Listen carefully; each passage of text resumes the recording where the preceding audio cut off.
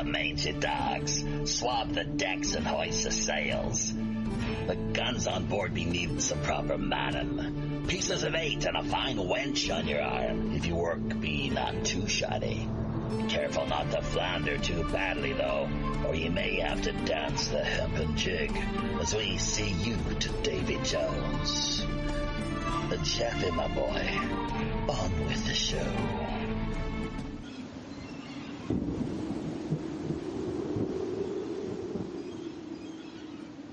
Welcome, everybody, friends, folks, foes, fellow pirate mateys, to our latest Friday night feature installment of Pirate Radio Podcasts, episode number 181. I'm your host, as always, Robin Hood's Chief Communications Officer, Jaffe Ryder. This go-around, we take a look and a deep dive, really, into the dark, sordid world of organ harvesting, with a special focus on China in particular. Our guest is Mitchell Gerber. He has been pretty high profile as of late, I would say. Been seeing a lot of him out making the rounds via social media, so that's great. Always important, of course, to provide issues such as these with more of the kind of exposure which they really warrant. And that's a good part of the reason why we're here with this particular platform, Pirate Radio Podcast flagship to the wider WPRPN.com network. Don't forget, of course, to drop by the main website, WPRPN.com. Check out all of the links we have available there, show information and the like, along with all the social media links we have available here. This go round down in the YouTube show description area. Our email is pirate1radio@protonmail.com. So if you'd like to hit us up with any show ideas, or maybe you have a guest in mind, that is one way of going about contacting us. It also is our PayPal email address too, pirate1radio@protonmail.com.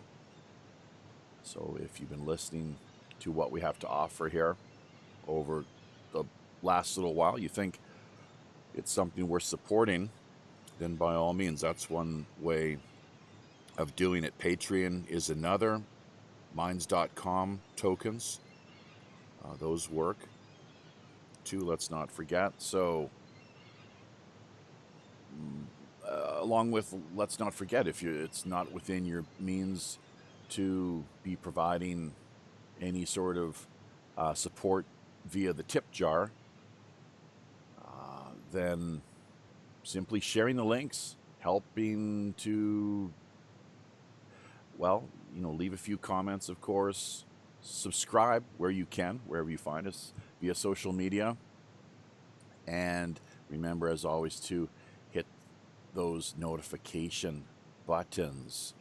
So yes, here we are once again. This is our final feature show of April 2020. Hopefully listeners have enjoyed themselves, along with finding that they have, maybe over the course of the many hours of conversation and interviews that we've put together here, managed to become a little more aware of certain issues, informed, and up to speed,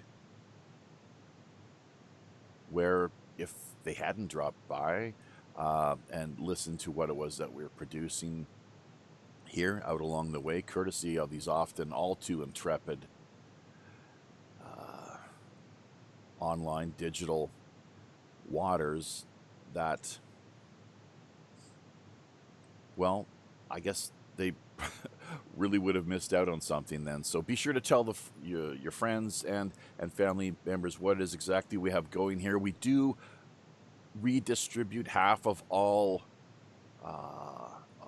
everything that we have that comes our way. It goes back to the grassroots, basically. So that's really a central feature to the network, the redistribution mechanism, the commitment to that.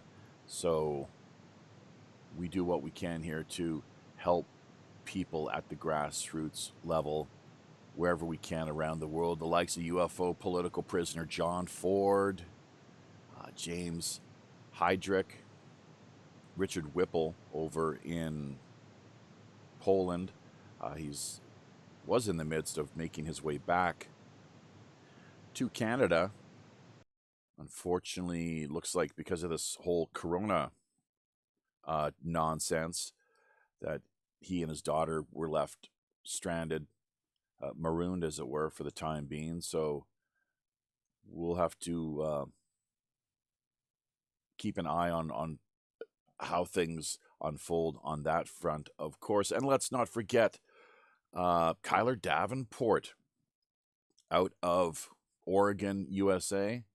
Kyler, if you're listening, yeah, we have not forgot about you yet. And he is on the hunt for a used RV. If anyone out there has one that they're interested in selling, or better yet, I suppose, really donating. If you find it within your means, you got an extra RV that's used, sitting in your backyard or barn or whatever the case may be, then by all means, reach out to us here at Pirate Radio Podcasts, or do what you can to track down Kyler online. So he's in the process right now. The goal is to generate between $2,000 and $3,000 in support of this quest to acquire an RV, because it looks like, according to what we're hearing from him, the story that he's telling us is that within the next 2 to 3 months tops, if he does not find some other means of housing himself and his wife, Marion, that they are going to perhaps be out on the streets. So it's just one of those things. And when these stories come our way, and there are so many people out there too who are really just doing what they can to make ends meet, that it becomes all too much, really. There's only so much that we can do that's within our means, especially now with this major, shutdown, or the way that the economy is being, I don't know.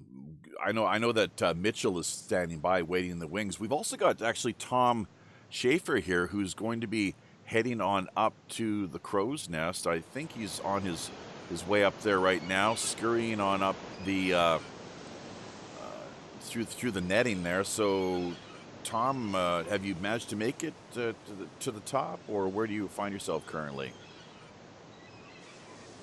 I'm just out here in I'm out here in anti-gravity. I've got a lot of anti-gravity going on here, so I think we're doing okay. Are you anywhere near the top of the Crow's Nest? I can bounce up there if you need me to. We can probably bounce right up there. Well, that would be good, yeah, because we always need to keep a lookout, as to what is unfolding via that vantage point and perspective. I think you can see a few zombies. I think there's some zombies and some.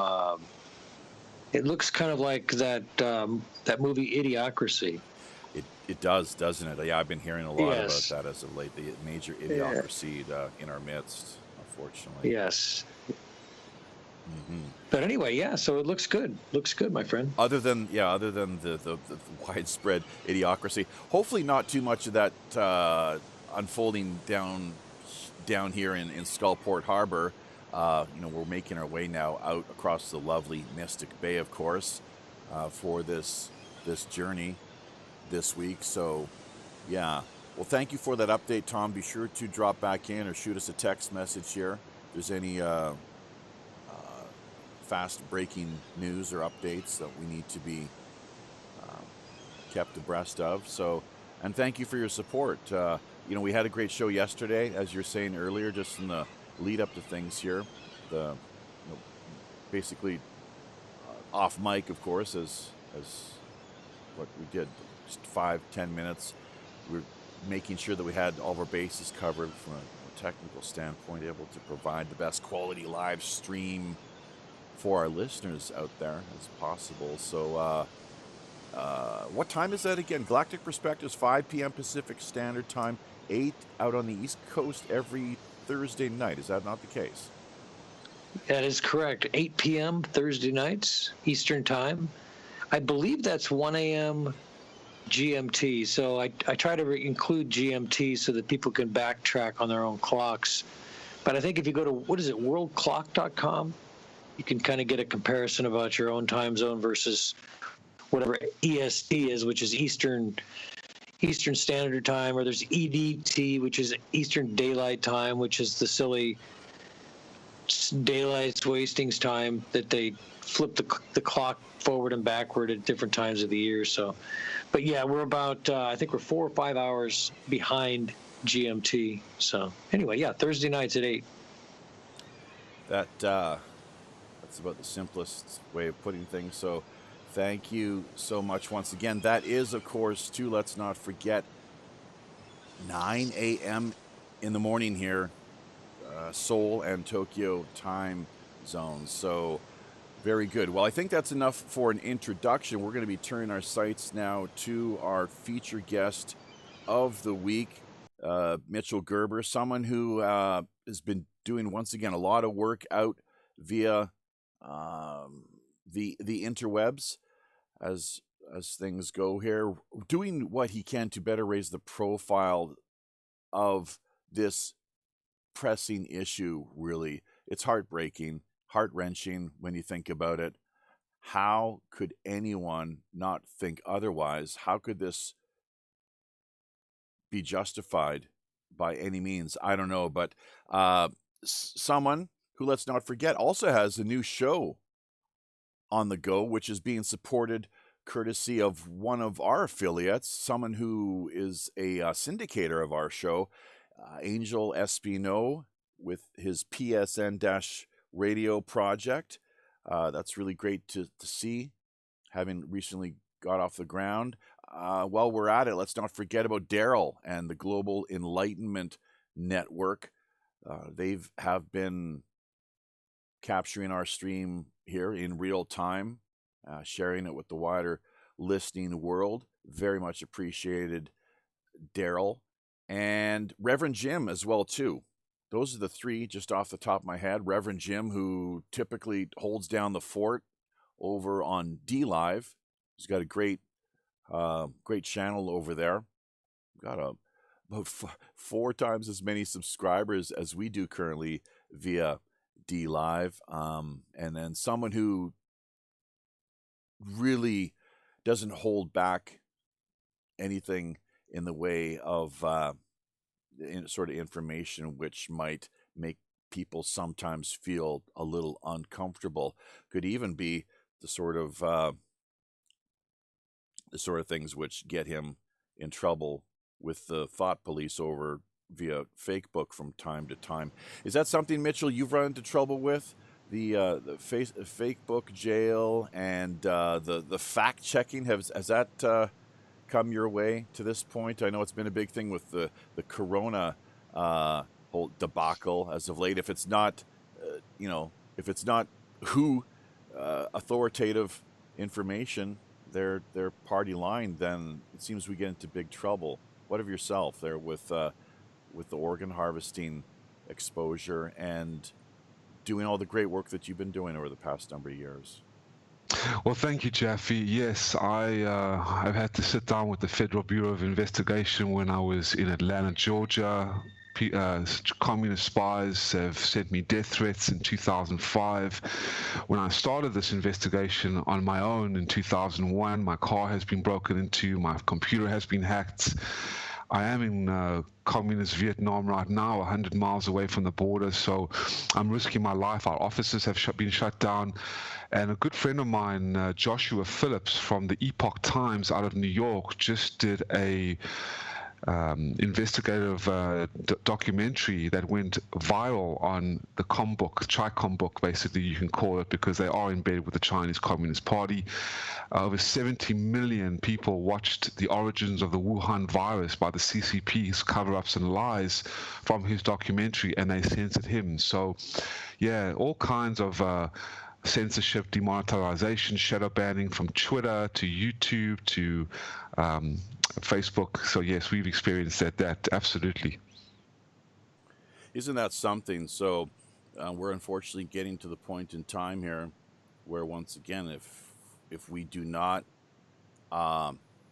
parrot simply the authoritative official mainstream narrative, if you dare to question, just even and think outside of what's being spoon-fed to us, then we run all sorts of risks, unfortunately. So, but to this issue in particular, and thank you for dropping in. I know that we had connected a couple of months ago now. You were part of our Tuesday night news segment that we have running on a pretty regular basis now, same time as what we do here with the Friday night show, 8 p.m. Pacific Standard Time. It's on the west coast of the Americas, 11 in the east, 12 p.m. noon here in Tokyo and Seoul once again. But 2001 then, that's when you really got into this. And I'm thinking, from what I understand, you are a Falun Gong practitioner yourself. They are predominantly the people who are being targeted within the midst of all this, and this all kicked off in 1999, I guess, in a big way, in earnest. Tibetans as well, along with the Uighur Muslim minority, and I think is it dissident Christians. So, what more can you tell us about things? And if you want to go into your backstory a little bit too, that'd be great. How did you first get involved? Were you a Falun Gong practitioner at the time, or did that come later? Okay, well, to put it in a nutshell, as Tom shared with me, Falun Gong, as well as the Uighur Muslims and the House Christians and the Tibetans, these four distinct groups of religious and spiritual movements, particularly the Falun Gong, became the largest spiritual movement in all of China, Jaffe, by 1998. The numbers grew so quickly. And I came to learn about Falun Gong in 2001, the slow-moving, peaceful exercise, meditation, very similar to Tai Chi, very similar to yoga. I was a huge martial arts enthusiast. I loved the way the Eastern flow and organicness of the energy felt and how it made me feel psychologically, spiritually, physiologically. There was no kind of dogmatic characteristics, religious rituals, forced mandates like cult, as the Chinese communist regime has demonized it as. And when Falun Gong grew to the largest spiritual movement in China, and after the Chinese communist regime did research and documented the health efficacy that was skyrocketing in China and allowed it and made it become the largest spiritual movement in China, where 1 out of every 10 Chinese national citizens were practicing by 1998, outnumbering the number of people and memberships in the Chinese Communist Party by 30 million people. The communist regime demonized it as a sinister terrorist cult, just like they did with Tibet, calling the Dalai Lama a terrorist cult leader, to turn public opinion against the practice, poisoning the minds of the Chinese people, and using the Chinese military, the Chinese economy, all levels of state, local, and federal government in China, which is centralized under the Communist Party, to send hundreds and thousands of innocent Falun Gong practitioners and others to state-mandated hospitals, turning the doctors into murderers by cutting out the organs while alive of the Falun Gong, sedating them just to hold them down with a little anesthetic, cutting out the organs, removing the corneas, the livers, the kidneys, the hearts, the pancreases, and then selling the organs as the healthiest organs in the world illegally without any consent to international patients, rich Chinese wealthy donors in their own country, and then burying the bodies to conceal the evidence to make this multi-billion-dollar profiteering business come alive for the last 20 years. And I got involved, as I said, in 2001. I've been practicing Falun Gong for the last 15 years. It's an incredibly beautiful practice, Jaffe. I don't know if anybody is into it, but it's a free practice. It's a spiritual discipline, Falun Gong, which in the Buddhist tradition is pronounced Falun Gong, and it consists of moral teachings, a meditation, and just 4 gentle exercises that are truly unique in a highly effective way to improve your health and energy levels. And at the core of Falun Gong, there are 3 values, basically: truthfulness, compassion, and tolerance, deeply rooted in Buddhism and Taoism. So when the teacher, Mr. Li Hongse, the founder, introduced this spiritual movement, this mind and body practice into China, the numbers just grew so quickly that 1 out of every 10 Chinese national citizens were practicing. And in 2001, I came to learn about this when I was studying politics and international business at the University of Georgia when I was 21. And I just couldn't believe the health benefits, the improved sleep I was getting, the reducing of stress relief and anxiety relief. And I've been practicing ever since. Yet the world doesn't know about this because of the brutal persecution, suppression, and now genocide that has been hurled at this spiritual, innocent group of people. Once again, that's why we are here, why we're doing this with you this week. And it's really in an effort to more turn up the heat, as it were. It's unfortunate that, as with Hong Kong, as with the Jeffrey Epstein scandal, as with what we've seen taking place now, the head of the Hollywood mogul Harvey Weinstein and his great fall from grace, as it were, so on and so forth. So much of the focus being taken off of these other more really pressing world events and issues, organ harvesting being another, that because of the corona apocalypse, as we call it here, that it's really sad, it's really unfortunate, it's tragic once again, but it also seems to serve the interests and benefit those who would rather we not talk about these things or have greater awareness brought to these issues so that they are actually held accountable and that we are able to see, dare I say, progressive, change brought about. That's a that's a loaded word, which we'll leave it at that. So progressive is not a bad word, I don't think, and nobody owns it either. Just to let our listeners know, as with the whole business of being woke, which is, I think, something central to Falun Gong, if I'm not mistaken. This the waking up, as within Buddhism, there's a real strong emphasis on that. Of course, that's why we practice meditation throughout the course of our lives. We remain, in the moment as best we can, always remembering to just return to the out breath. Do you find is that how integral is that to the Falun Gong practice and tradition? Oh, you nailed it, Jaffe. Basically, with Falun Gong, cultivating oneself is the most important. So in Asia, spiritual practices of this variety are often referred to as ways of cultivation or self-improvement, as you said, breathing. And it's a form of an integral part of classical Chinese divine culture.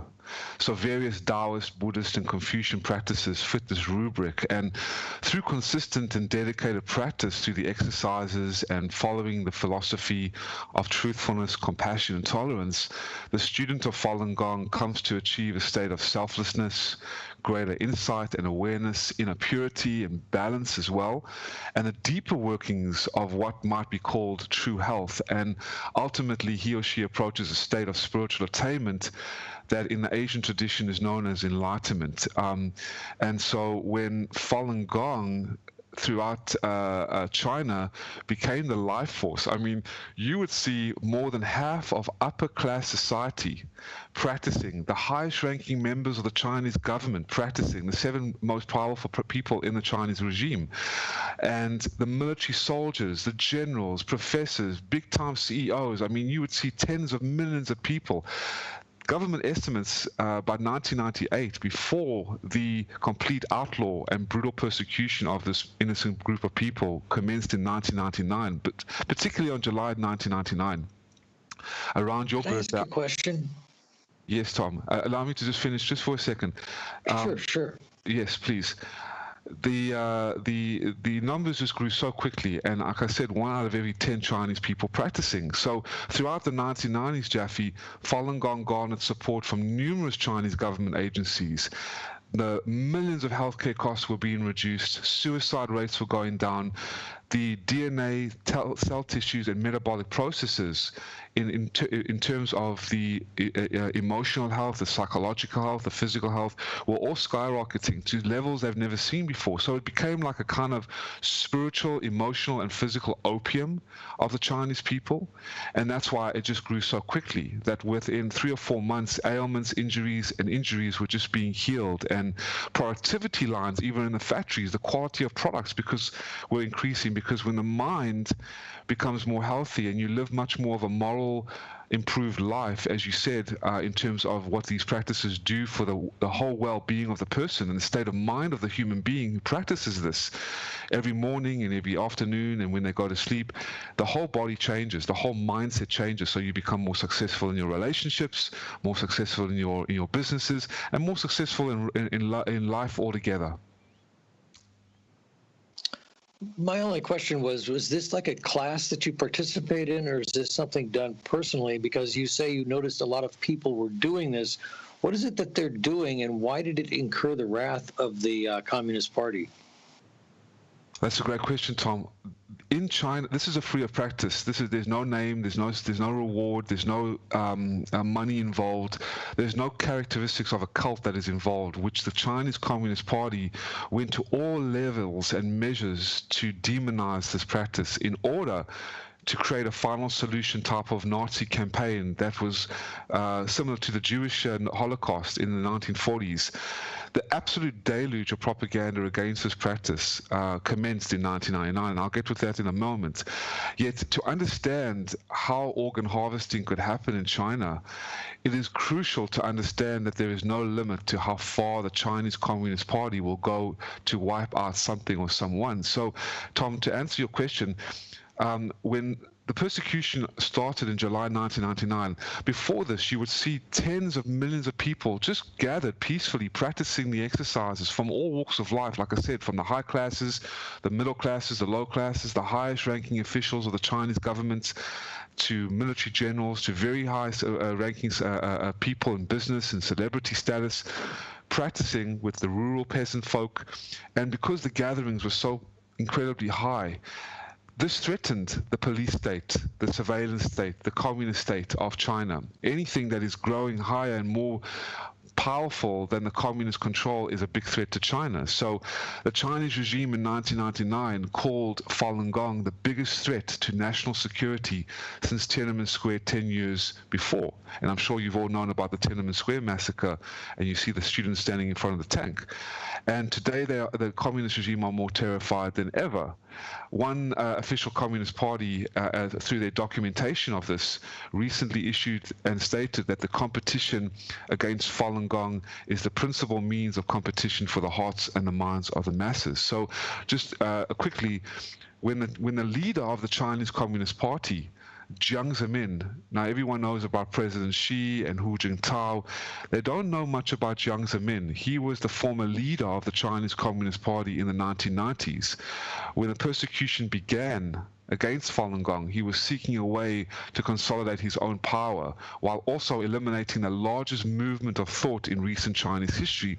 And to achieve this goal, he unleashed the full extent of the military, the secret police, the hospitals, the treasury, if you want to call it the treasury. I mean, everything's controlled. The full extent of the Chinese Communist Party to declare war on Falun Gong, bankrupt them and destroy them, simply because they became the largest spiritual movement in China, simply because the ideology of Falun Gong stood in stark contrast to the demon, barbaric and despotic nature of the communist regime, and most seriously because the Chinese Communist Party knew how healthy the organs were becoming, how healthy people were coming after practicing this particular spiritual movement, namely Falun Gong, that they wanted to make a lot of money, millions and millions, a multi-billion-dollar profiteering genocidal organ harvesting business off the organs. So they commenced. Isn't this something? Breaking news here, ladies and gentlemen. This is, I'm not sure how one would really explain this. I hate to go the conspiratorial route. Usually like to save that for last, in true, Sherlock Holmesian fashion. But DLive has been shut down. We've just checked our live streaming connections here. We're good to go. It says it's sending data, as with YouTube and Fakebook. We're up to 16 people, it tells us here, via YouTube, and a handful on Facebook here at the moment. We'll work on maybe boosting those numbers a little more here with a few tags and whatnot. But DLive, isn't that something? Do you know who's behind DLive, Mitchell? No, I don't, Jeffy. Oh, well, I'll let you in on a little something right now. There's a handful of, I guess, were they Harvard educated, or I think they're educated out in some very prominent California-based university. I'm not too up to speed on American culture university. Why don't you name a couple high-level universities? A little multiple choice game here right now. I'll tell you if because one of them rings a bell or not. Would you know of any high-level California universities? You must, surely. Berkeley, UCLA. No, was it UCLA?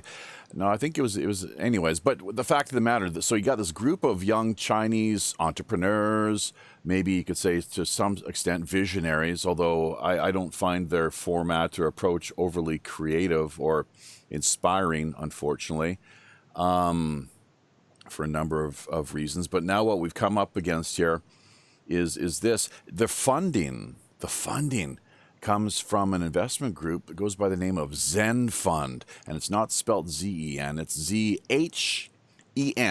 If people want to do a little digging, a little investigative journalism, a little legwork, maybe you yourself, Mitchell. Zen Fund is the investment fund that where they are picking up their support from. We have never experienced this at all to this point, at any point along the way with DLive.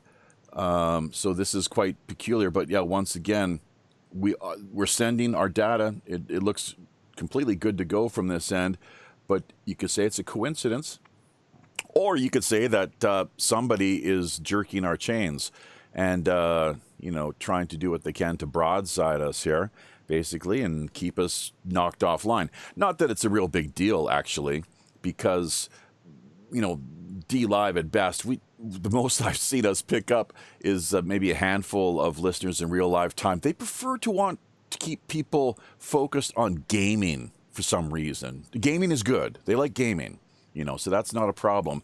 And right off the bat, there was sort of murmuring about people who would be doing these live streams, who would be talking about current events, like adult sort of issues that impact our daily lives, and not just, gaming constantly, first-person shooters or Minecraft or whatever the case may be. And they draw in a huge audience, a lot of listeners, a lot of people really that they want to spend their lives watching people live stream the games that they play, rather than, I guess, learning a little bit more about Chinese forced organ harvesting, the Falun Gong, human rights issues, and these sort of just awful things, really.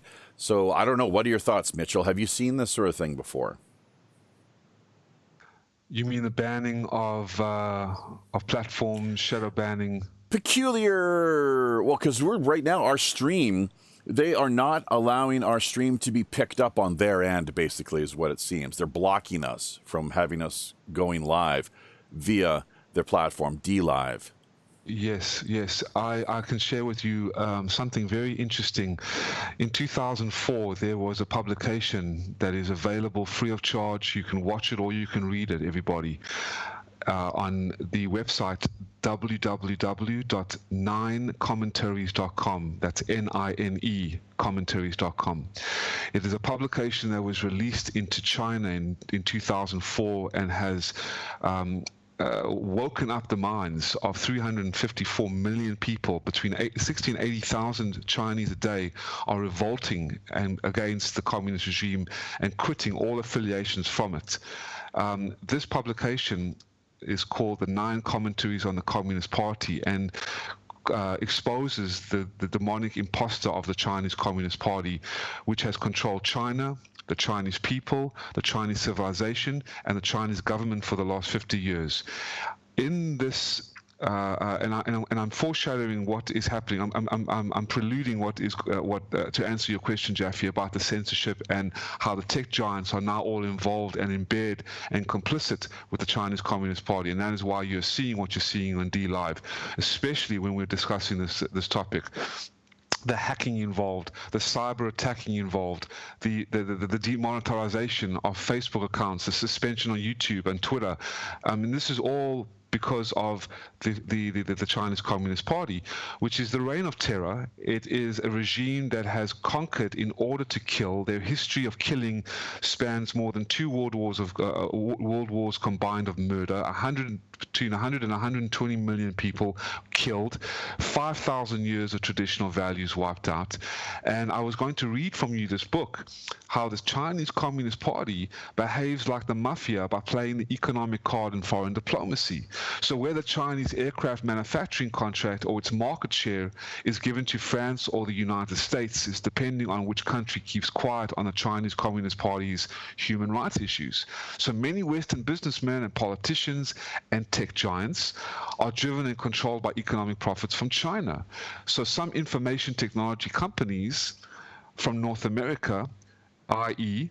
Facebook, Twitter, YouTube, possibly DLive, I'm not sure about that, are driven and controlled by economic profits and have supplied, like Cisco Systems, specialized products to the Chinese Communist Party for blocking the internet in order to gain entry into the Chinese market. Skype as well.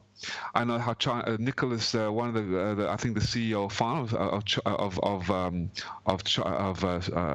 Skype, shut down the Skypecasts. We had Skypecasts, and we used the Skypecasts to which were like Facebook rooms or chat rooms, I think, to infiltrate into China, but they shut it down after they sold the rights to the market in China. A lot of Facebook and Google and tech giants with their 5G have been in bed with the communist regime. And I would love you to get a guest. His name is Cyrus Parser. He runs and is the founder of the AI organization, and he can talk a lot about tech and how the communist regime is the sole responsible perpetrator of 5G, of biometrics, of the cyber attacking, of stealing intellectual property. I mean, hell, they run the World Health Organization, which is the communist health organization. Anyway, I'm going on a tangent. We can pick up that a little bit more about the cover-up and the lies of the virus that they have unleashed deliberately on the world and their own people because they see their end, especially when President Trump put a death knell in their economy with the tariffs and the trade war, as you have seen over the years, as well as halting the funding now of the World Health Organization, knowing full well, hint, hint, that the communist regime is complicitly controlling the Communist Health Organization with its lovely beauty leader, Tedros, who's a communist official and minion to the communist regime. So, yeah, to answer your question, Jaffe, there's no coincidence. You have been obviously banned or shadow banned and denied because of the algorithmic technical, what do you call them, code, specifically because of Falun Gong, specifically targeting the communist regime, because there's a lot of contractual obligations that go into these platforms because of the market share. You have 1.3 billion Chinese.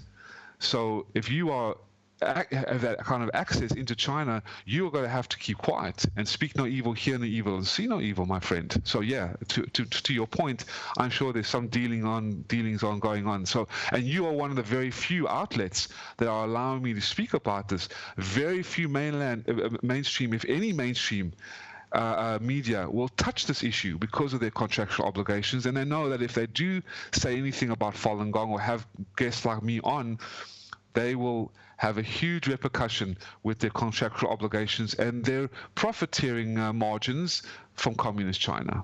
So, yeah. You know, it's interesting. Thankfully, we did see you actually on InfoWars recently. That was just wonderful. Along with Stéphane Molyneux, you made it onto his show. So clearly, they don't seem to be in bed with the, as Jones likes to refer to them, the Chi-coms. I had no idea. He was constantly going on about these Chi-coms. And it's like, what is he talking about? Chi-coms. Jesus, can he? And if I had to finally, because I guess some people like me, they're just a little stupid. They're not able to connect these things. Chinese, communist. Oh, okay, now I get it, right. So there's just so much so many awful things that are being done right now, even with the Trudeau government there in Canada, this open door immigration policy, radical Islam and the Chi-coms, and the way that they're disrupting the real estate markets, really hot real estate markets, and to the point where it's difficult for anyone to, you can't live in the country that you were born in anymore, practically, in all too many cases. That's the bottom line. That's maybe one of the reasons you find me over here in South Korea. That's why you find so many, that and other reasons. There's so many South Africans having to head overseas, essentially, and seek out work in other job markets. So, it's unfortunate, but I'm not sure we could get into the whole. It's a bit of a side issue, of course, with the real estate end of things, which to me, I try not to get too too rattled by the whole thing, but with the real estate market, once again, you got these wealthy communists that are coming in, and the Chinese Communist Party, their kids, sending them overseas, going to, attending schools, UBC, Simon Fraser, you name it, just like in America, same kind of deal. And there's a lot going on here, folks. What, to the point even now what we've seen with coming out of Harvard, which we could get into at some point, although maybe that's another show, another time. But it is a kind of a side related issue. But with, once again, these communists, they're all supposed to be equal. So we're told, at the same time you have these wealthy kids who are being shipped off overseas, and back in China, you've got a lot of poor people. So that doesn't make any sense. These are poor communists. What's wrong with this picture? So I think that's why they kind of had to ditch the whole communist branding or image, the way that they were trying to project themselves to the world. Because as Marx talked about, there are these contradictions which will arise, and the reality of things, even stupid people such as myself are able to pick up on these matters and see that, wait a minute, this doesn't add up here. So, but isn't that something? Thankfully, once again, you have been able to have your voice heard on the InfoWars show, Stéphane Molyneux. And there's a couple other, I almost should have a note, get in the habit of having a pen and a notepad here with the related issues that I was hoping to.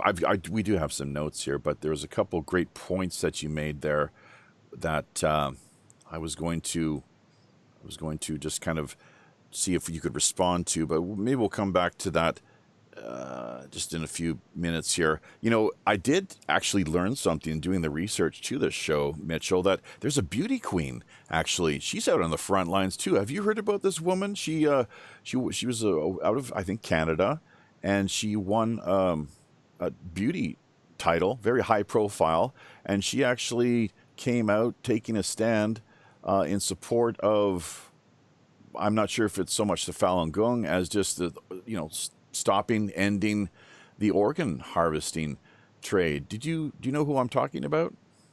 Oh, yes, Anastasia Lin.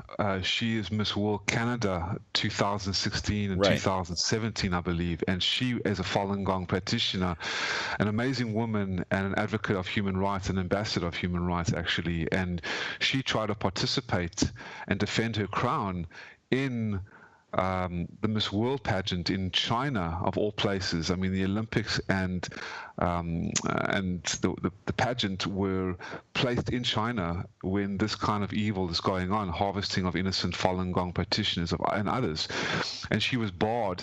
Her visa was denied, and she went around. This gave her the perfect opportunity that the communist regime has done, just like it gave me the perfect opportunity when I received my death threat and sat down with the Federal Bureau of Investigation to expose them even more. So she's gone around with the investigators, which I can get into in a moment, and exposing this even more so. And there's a wonderful documentary called there's a Badass Beauty Queen, which you can watch at her website. And The Bleeding Edge is also, she plays a Falun Gong practitioner that has been tortured in China and is forced to give up her spiritual beliefs, and she doesn't, and it's quite amazing. And to come back to your first question or talking point, Jaffe, about the communist movements. You were talking about how these Chi-Coms, are trying to, basically infiltrating into the West. Well, there's a great, the publication of the 9 commentaries on the Communist Party is one, but a continuing editorial is called How the Spectre of Communism is Ruling Our World. And again, it's a really good documentary. It's free of charge by the Epoch Times. And they were talking about how, and I was going to bring up how socialism is the disguise of what communism is. So they've been using the socialism concept to basically entice people and seduce particularly the young generation in the United States, that free this and free this, I'll give you free healthcare, I'll give you free college tuition, I'll give you free this and free that. But what they don't realize and they don't say is that this is the forerunner to communism, where they completely control you. And having researched the communist movement since the 1980s, Loudon, this researcher, basically this investigative researcher, he determined that the left-wing organizations have made the United States their primary target for infiltration and subversion. So the fields of American politics, education, media, and business have increasingly shifted to the left under the influence of well-placed individuals, even as people around the globe cheered the triumph of the free world after the Cold War. Communism was stealthily taking over the public institutions of Western society in preparation for the final struggle. And when I was at the University of Georgia, and Georgia State University, one of the top 10 business schools at that time in 2001, when I was 21, and I was doing, I had a Falun Gong human rights group. I had Chinese students coming up to me and talking to me in private, and they were saying, look, we understand what's going on, but we fear for our lives because we're here in the United States, we're part of the Chinese associations, and they are all run by the spies of the Communist Party, and they are monitoring us. They have our visas, they control our visas, they control our passports. They have threatened us that if we speak out against human rights, Falun Gong, the Tibetan movements, the free movement against the communist regime, we are all going to be hauled back to China, and our bank accounts will be frozen, our graduation certificates cancelled, our jobs null and voided, and even worse. So they were thanking me, and I was like, no, don't thank me. I'm grateful to your courage. I see the courage of the Chinese people, of the Hong Kong protesters.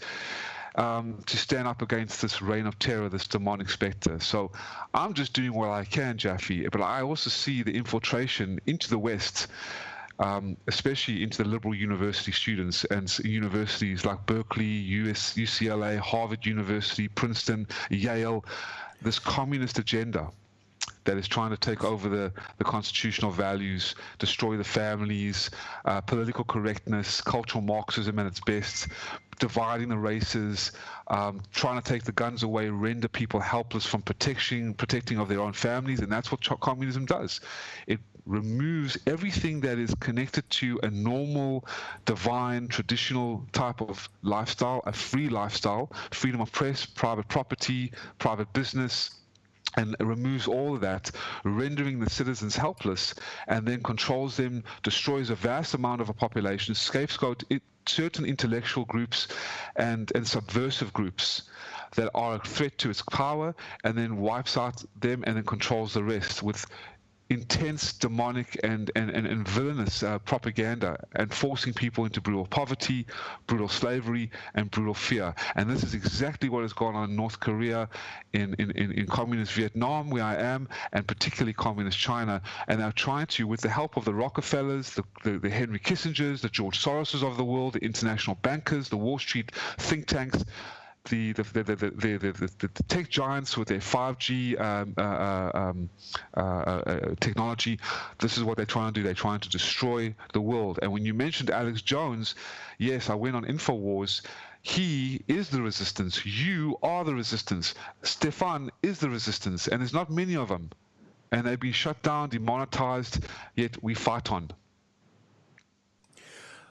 Righto, and that is the deal here. So I'm just, this is quite something that is quite peculiar and noteworthy for sure. So we'll be sure to, we're trying what we can to improvise here in the moment and get things reconfigured, restarted. But it looks like, yeah, we've never had that at all, swear to God. With DLive, we've been using them now for, I think it's almost a couple of years. And really, isn't that something? So not a surprise, though. Not a surprise. You know, I used to be a big pro-Tibetan, still am really, supporter of Tibet freedom, Tibetan autonomy, real autonomy, which the word, it means self-naming.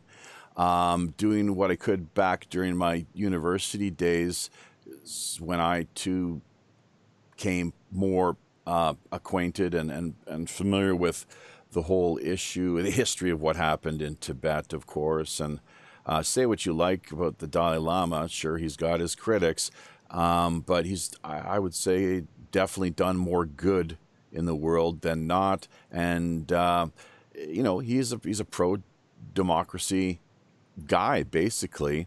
Self-professed Marxist of types. I'm not sure what that's all about exactly. Maybe he's trying to take a moderate position when it comes to his relationship with Beijing. But he's stepped away from the whole political scene now in a formal capacity and just is doing what he can to focus on spiritual wellness and global awakening and enlightenment, presumably. So, but yeah, the Tibetans, speaking of which, themselves, they are often targeted for, well, sterilization. I know that had been going on for quite a few years since the invasion of 1950, and then, of course, the Dalai Lama fleeing in 59, and everything that transpired from that point. It's interesting to note, too, a lot of people are not able to connect these dots. But maybe you, Mitchell, let's see how sharp you are today. What else was taking place in Asia? High profile, and I'll invite Mr. Anderson, who's just dropped in here recently too.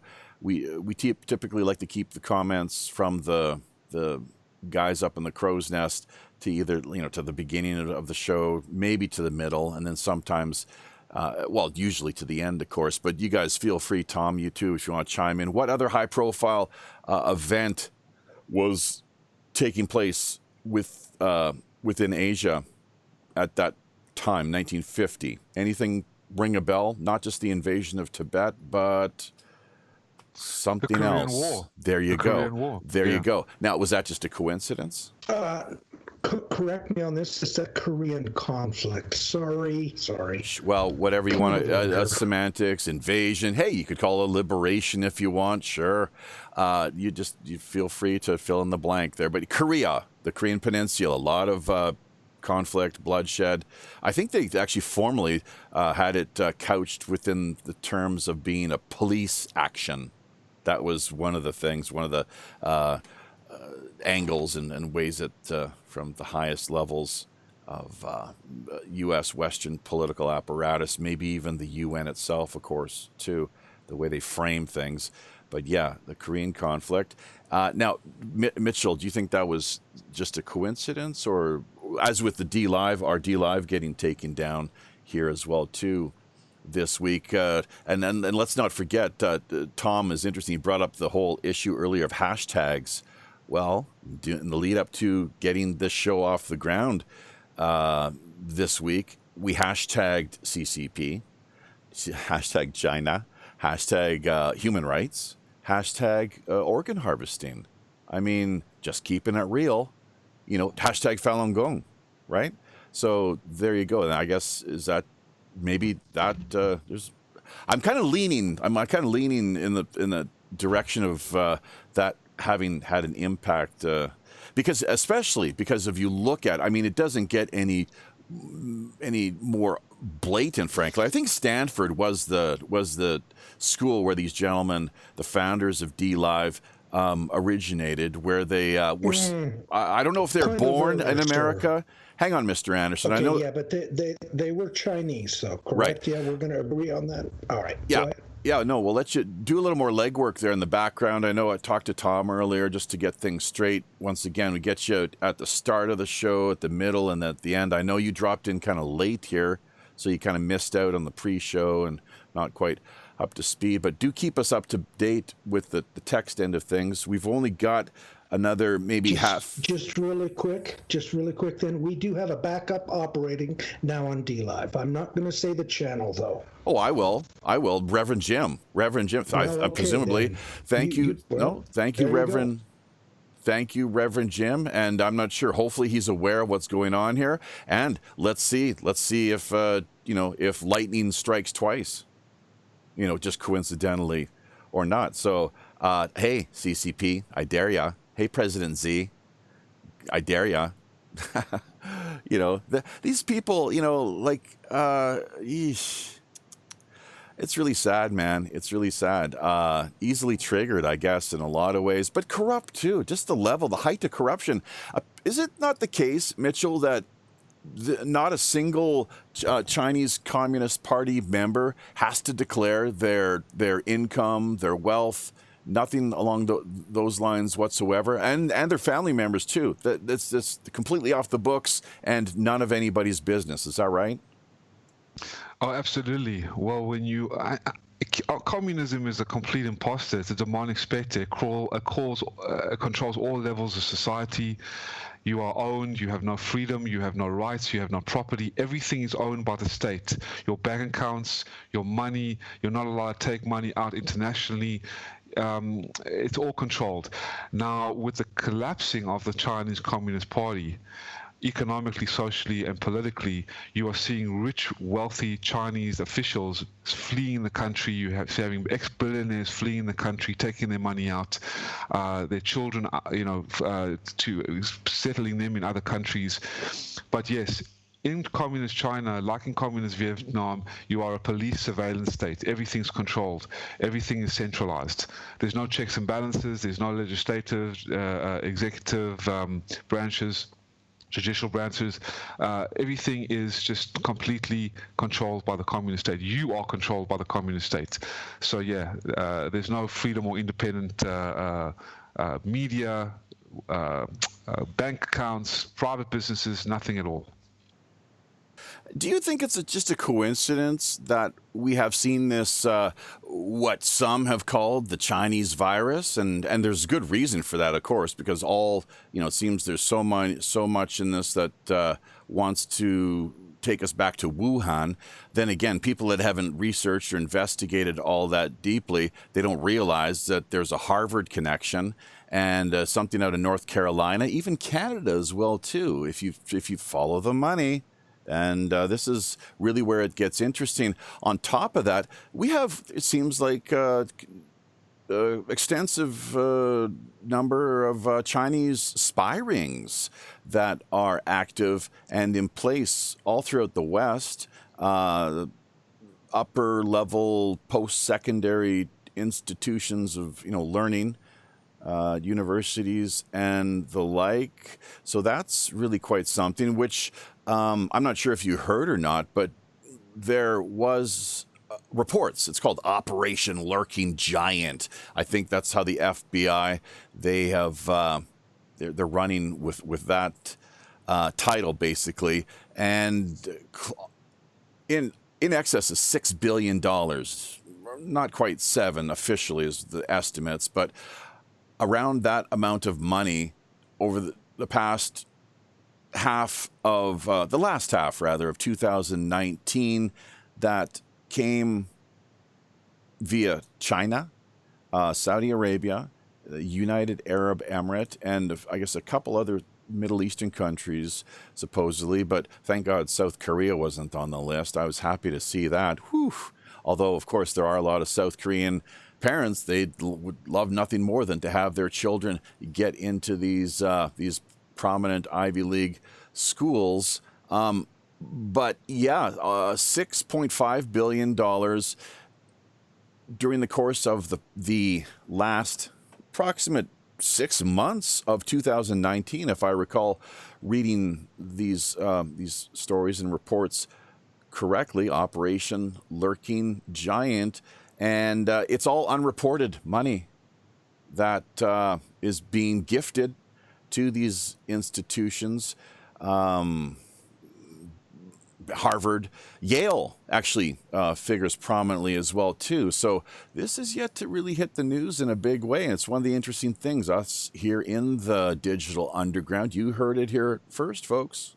And this is part of our value-added content, the sort of stories to potentially blow your mind.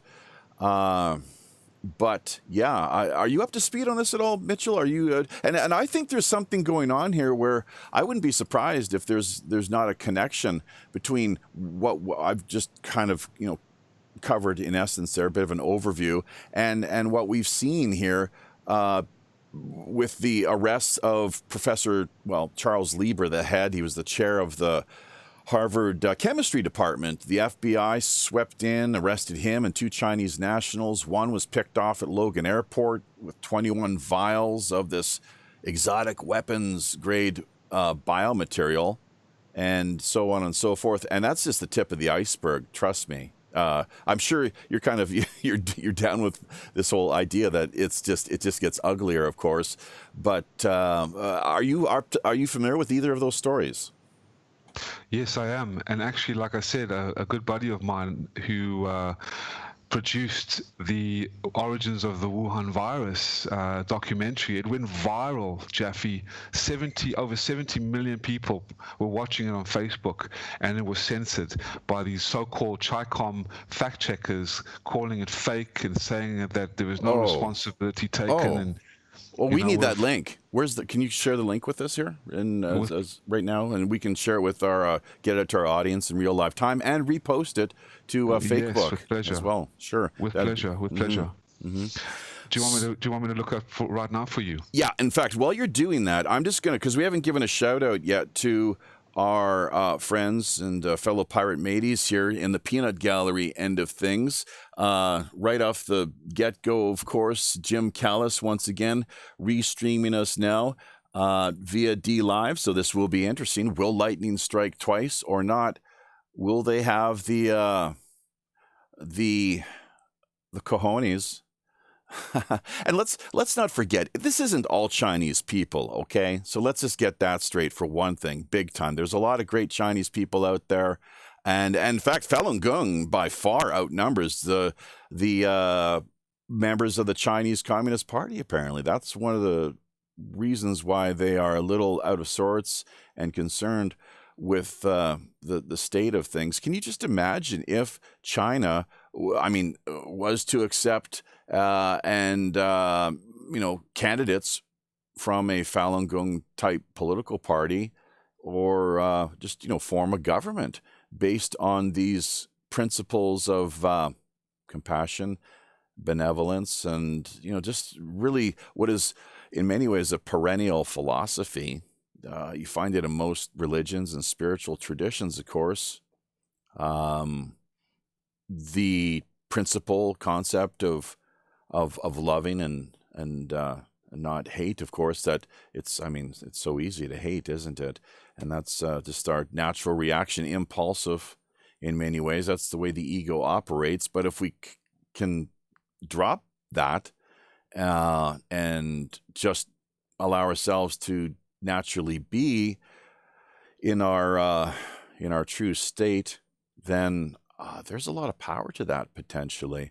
And myself, I practice. I'm pretty lazy when it comes down to my spiritual practice, unfortunately. But it's great though. I do as much as I can, and need to be more committed, of course, to the practice. It's something to take note of as well too. Is we have doctors who practice, we have lawyers who practice, and that kind of makes me a little worried too. You think that they would manage to get work it all out and have things straight, be established on a more professional level, expert really in their field, without having to continually practice. But that's what we're left with: lawyers and their legal practices, doctors with their medical practices, and spiritual as well too.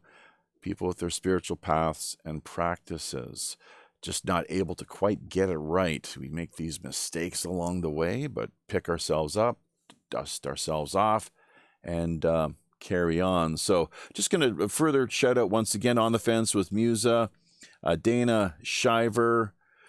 Take a look at who we got over here on Facebook. Sorry, Facebook folks, we've been kind of haven't been giving you enough attention to this point, but we will most definitely try to work what we can to do to better engage you here. And D Live once again shut down in a big way, so we're going to invite a few more people to the live streaming chat here via Facebook and see who drops in. So now, did you manage to make it back, Mitchell? Did you find that link? Yes, I posted it in the Skype for you, Jaffe, in your private box, and then in the actual the green room. Oh, that's great. That's great. Okay. Yeah. All right. Well, we'll get this out here and I'll share it. Yes, please. And I wanted to share with you, just to add to what you were saying about the prolific health benefits of Falun Gong.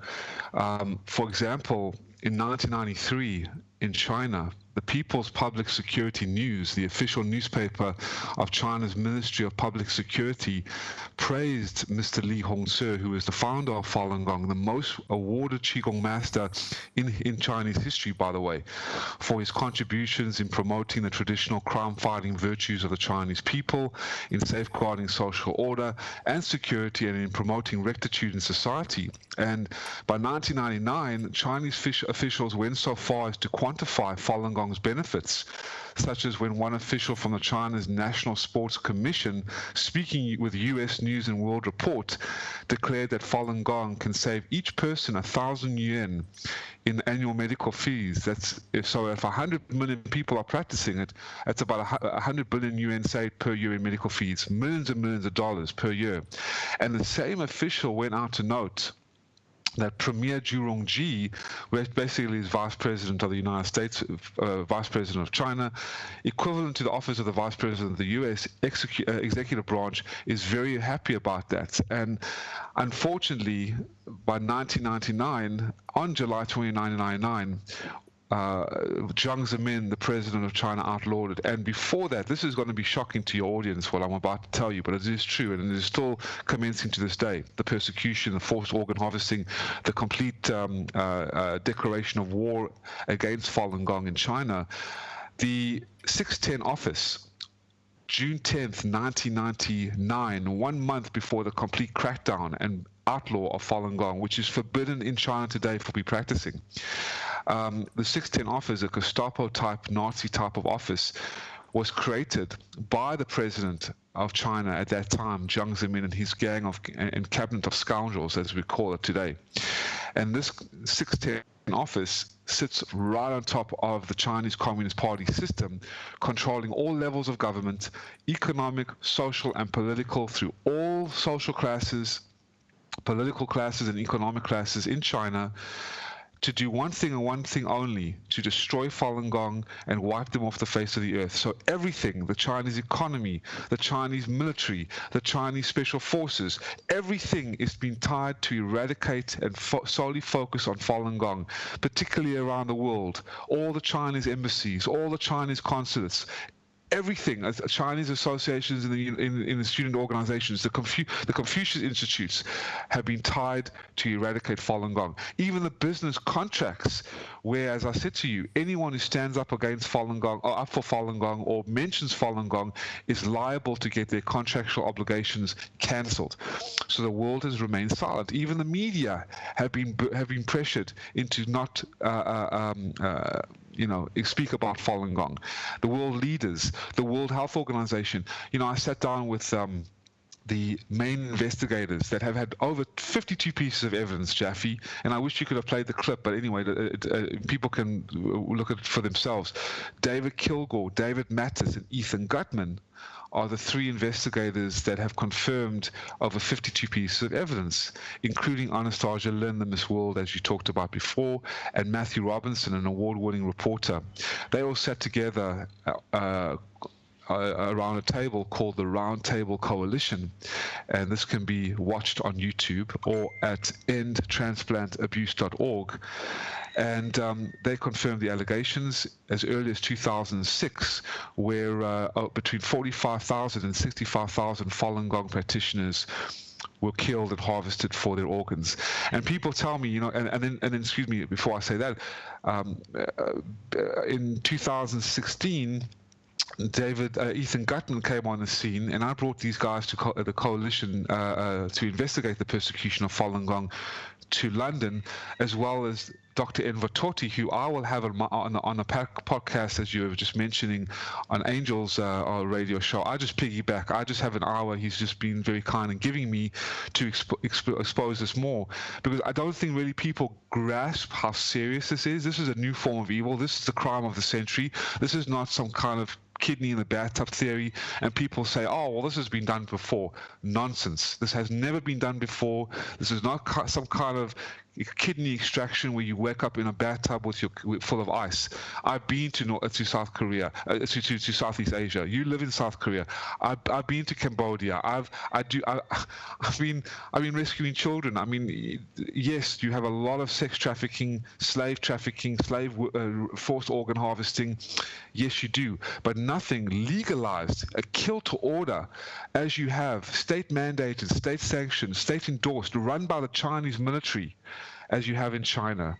And when I confirm these allegations, and I'll have Dr. Enver Tohti on the show on Sunday, the Chinese surgeon who bared witness to forced organ harvesting in 1995 on A Prisoner of Conscience, he's going to share his testimony with me on the show to give even more of a vivid depiction of what's going on. Even child trafficking, child or harvesting, and the adrenochrome, where they are procuring. China is the largest procurer of blood from tortured children, the adrenochrome that has been sold to the elites. This has been unveiled and discovered as Jeffrey Epstein came out with the child trafficking and sex trafficking in the United States, sold to the elites. This is the blood from the tortured children, from the pituitary gland, that is sold for very high amounts of money to the elites, as well as baby fetuses, baby soup that has been, killing the babies and selling them as delicatessens for the rich businessmen that come to China. So this is outrageous. This is very sick, and this is going on. Mitchell, Sorry to interrupt, Mitchell. Just a quick question here.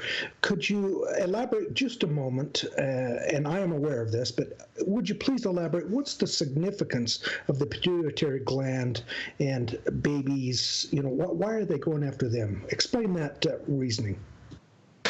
I'm not such an expert on that. I know Edge of Wonder investigated this. This is a popular talk show host on YouTube, the Edge of Wonder. Yet what I do know is the adrenochrome, it is an elixir of health, basically, because it is from tortured children that endorphin is very powerful, and it is a great stimulant when you, I guess you inject the blood into the system of an adult, which makes you live longer, and it's basically a huge high. I've never done it, but this is the reason why they procured it, and the elites love it. It's their drug of choice, a very sick drug of choice. Atheists. And that's what I've heard of this store. Yeah, go ahead, Jeffrey. Atheists are really afraid of dying, aren't they? There's just these people out there who have such fear of death. It's quite mind-boggling. They don't stop to realize that we're only here for a short period of time, and it's important to leave your mark, of course, in whatever way you so choose, and reap the consequences.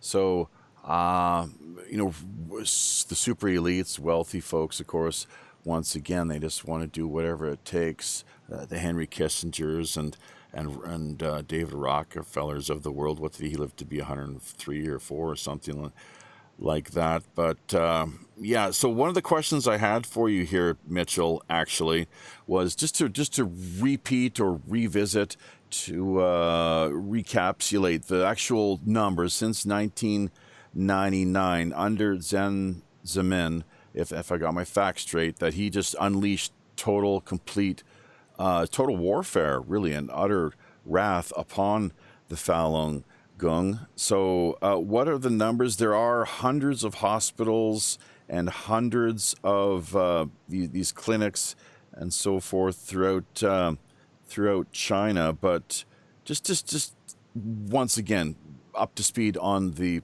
precise figures as best you can reckon. On top of that, and before you even respond to that, jump in. In addition, what is it that, what sort of, we're looking at people that have been imprisoned as well, too, not just the Falun Gong, but just, I think, regular prisoners. If there's an organ donor match via people who apply from overseas, they're having kidney problems, or they're having heart problems, or what have you, and they got the money, that these matches can be made. And if you, because these health tests are run, I guess, in the hospitals and prisons, and they like to draw blood, of course, whenever they can, whether you want to or not, forced, all sorts of forced medical procedures. If there's a match, that could very well spell your doom and demise. Is that not the case? Definitely, and the Chinese Communist Party has been covering this up. They took down 20 of their websites that were promoting these organs once the investigators got hold of them, and were trying to confirm these allegations in 2006 with David Kilgore and David Mattis. I urge everybody to read the publications at endtransplantabuse.org. I urge everybody to buy on Amazon The Slaughter by Ethan Gutman, over 10 years of investigative research. I urge them to buy Bloody Harvest by David Kilgore and David Mattis. Look up these gentlemen as well. And coming back to the number of hospitals and transplants and numbers, well, in 2006, they were seeing an increase in the number of beds, the number of wards, the number of hospitals. They were increasing. Not to mention the Laogao system, which is a labor camp system, skyrocketed, Jaffe, by 1999. Massive amounts, over 200, I believe David Kilgore was sharing, over 200 concentration camps alone in China, hidden in China, where hundreds and thousands, millions of Falun Gong practitioners, Uighur Muslims, Tibetans, house Christians, democratic activists have been sent under re-education mandates, and the witnesses, prison guards, medical surgeons, high-ranking officials have actually seen there was one prison guard who actually came out and told the account of how he saw at least between 5,000 to 7,000 Falun Gong practitioners moved into through the control of the Chinese military into sealed cattle cars, just like the Jews were with Nazi Germany, hauled off to Auschwitz and other camps in sealed cattle cars, hooked to the rails like rotisserie chickens, hauled off to these death camps, hauled off to these state-mandated hospitals, and never been seen through again. And the World Organization to investigate the persecution of Falun Gong from October 19th to December 2018 conducted a series of phone investigations on some key hospitals and their presidents or directors, which they recorded. And they involved the Chinese Communist Party's live organ harvesting from Falun Gong practitioners. And the investigation indicates that these hospitals and doctors have not stopped, and they continue harvesting organs from living Falun Gong practitioners. The majority of source of these organs are coming from Falun Gong practitioners, particularly with the infected high-ranking officials of the Chinese Communist Party in China right now. And by the way, they've just locked down China for the second wave is coming that is going to be terrorizing the world. This is only the beginning, folks. The first wave is really behind us. Now the second wave is coming with these deadly viruses. This is confirmed from a biolab in Wuhan. More deadly strains. Over 20 million people have now been locked down in Harbin city and province and in Beijing. So this is only the beginning. I'm sorry to be the bearer of bad news, but this is only the beginning. And so to continue with the Falun Gong practitioners ramping up the organs to sell back to the Chinese officials who have been infected by the coronavirus. The investigation results reveal again that the CCP is conducting live organ harvesting, and the questions from the investigative live calls that have been recorded and now being translated into English. Are you still using organs from Falun Gong practitioners? 10 investigative individuals from 9 hospitals, now there are over 800 hospitals, Jaffe, gave affirmative answers. Yes, right, correct, right, you are right, yes, right, this is for sure, no problem, let's discuss after you come. Although other responses were vague, none of them denied the use of Falun Gong practitioners. And if I may add, the telephone investigations of 17 telephone investigations published in this report involved 12 hospitals in major cities and 11 provinces. Just 12, not to mention the over 800 hospitals that are conducting this. The individual investigative reporters talked to all presidents or directors of top-level organ transplant hospitals in China. Many are responsible for state-level projects in the field of organ transplantation, as well as national and provincial-level technical experts. Some are even in charge of organizations dedicated to persecute Falun Gong. And these are all heavyweight figures in key hospitals. And another key figure is the former vice president of the Ministry of Health, Wang Jiefu. This guy is a lung surgeon. He oversaw forced organ harvesting of Falun Gong practitioners, and he sits on the board of directors of the World Health Organization that refuted the claims and influenced the board with Tedros as well to deny the claims and the allegations, well, the evidence. There's no longer the claims and the stories and the allegations. This is confirmed evidence of the investigators who brought it and brought these 52 evidence confirmed points to the World Health Organization. As Ethan Gutman was with me in London, also confirmed that the United Nations, as the World Health Organization, are in bed with the Chinese Communist Party, as well as the Vatican, who are also very sneaky in dealing with not only the child pedophilia rings and the child trafficking rings, but also the organ harvesting. They are very much into this, and they have been urged to stop dealing with the Chinese Communist Party. They've been inviting Chinese officials to their organ harvesting seminars. Now, why is the Vatican organ harvesting, conducting any kind of business or seminars on organ harvesting with the Chinese government? this is mind-boggling to me. This is supposed to be a religious organization that does goodness to the people, but yet you've known the bishops, the Catholic Church, the Vatican is huge into the pedophilia rings, the sex trafficking, the child trafficking, the ritualing of children, and now with the organ harvesting involved as well. So it goes deep. This investigation really goes deep. Certainly sounds like it. And it's one of the reasons why we are here. Show episode number 181 of Pirate Radio Podcasts. Myself, your host as always, the show's Chief Communications Officer, Jaffe Ryder. We've got Mitchell Gerber here giving us the lowdown regarding all things regarding forced organ harvesting. We're really doing what we can to expose the corruption.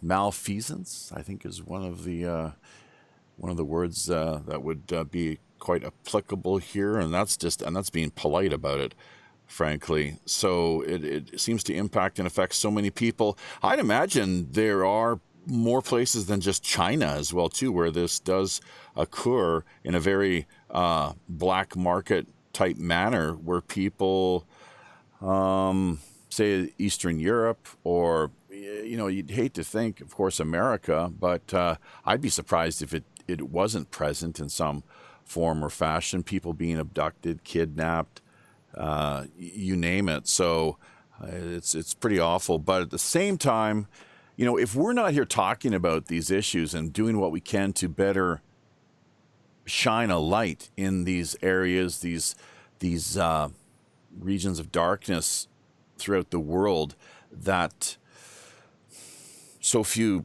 people do talk about, including especially, unfortunately, the mainstream media outlets, and one can only really wonder why that is, why they leave it to us, members of the independent, underground, alternative Fifth Estate, to essentially pick up the slack and to do the job that they should really be paying greater attention to. It's really quite sad. Maybe part of the reason why people such as Justin Trudeau, unfortunately, the current Prime Minister of Canada, I think he was through his Heritage Minister a couple months ago now, they floated the idea of issuing state-based media licenses. I don't know if you heard this or not, Mitchell, but in effect, that in order to be a journalist, a reporter of any kind, that in Canada, the idea that they had in mind was that you need to first to have a state-approved license. Kind of like the way they do with guns, I suppose. You need to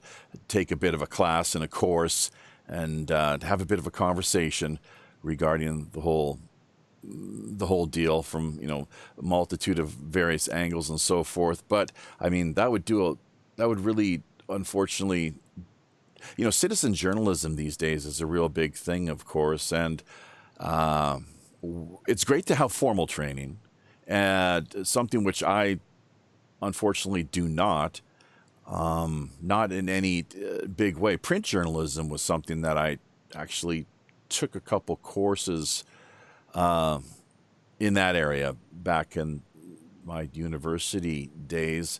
But that was about the extent of things. If I'd been better, more clearly thinking, I probably would have wanted to have done something along the lines of what we are currently producing here. So 21 million cell phone users mysteriously no longer existing or can be accounted for some reason. I don't know if you heard that story or not, Mitchell. I'm willing to bet you did, actually.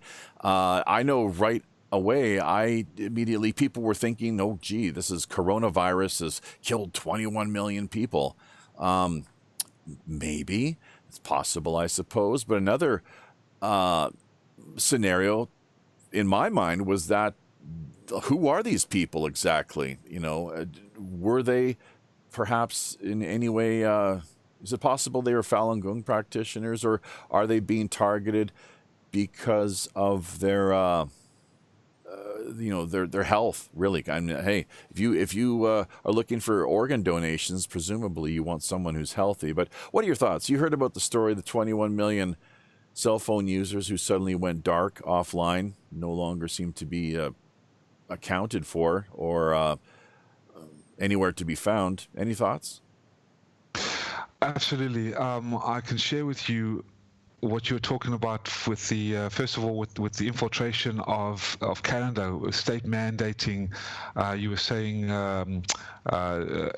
licenses for television programs. You were saying No. This is just to put a news story together, to write something as like a news article, or I guess appear as a guest on the radio shows, maybe live streaming podcasts. Right. Alternative media is, as you're well aware, it's really taking over. I think why? It's because people are turning off the state-based broadcasters, supported as in Canada, the case CBC and so forth. That they don't. It's a question of credibility and legitimacy. Right. Really, they trust more, I think, citizen journalists, just regular people such as ourselves, than these paid shills.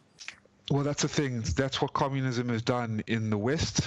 This is what they've all wanted to do. This is the biggest plan, to infect the West and to use the communist-style system to destroy the traditional values, to destroy the independence and the self-governing principles and the constitutional values and the private enterprise of businesses. And how can you ever have a state-mandated policy to write your own independent report? That is just showing you that Big Brother is watching you. That's a surveillance state. That's what they're doing with 5G. That's what they're doing with technical Google right now.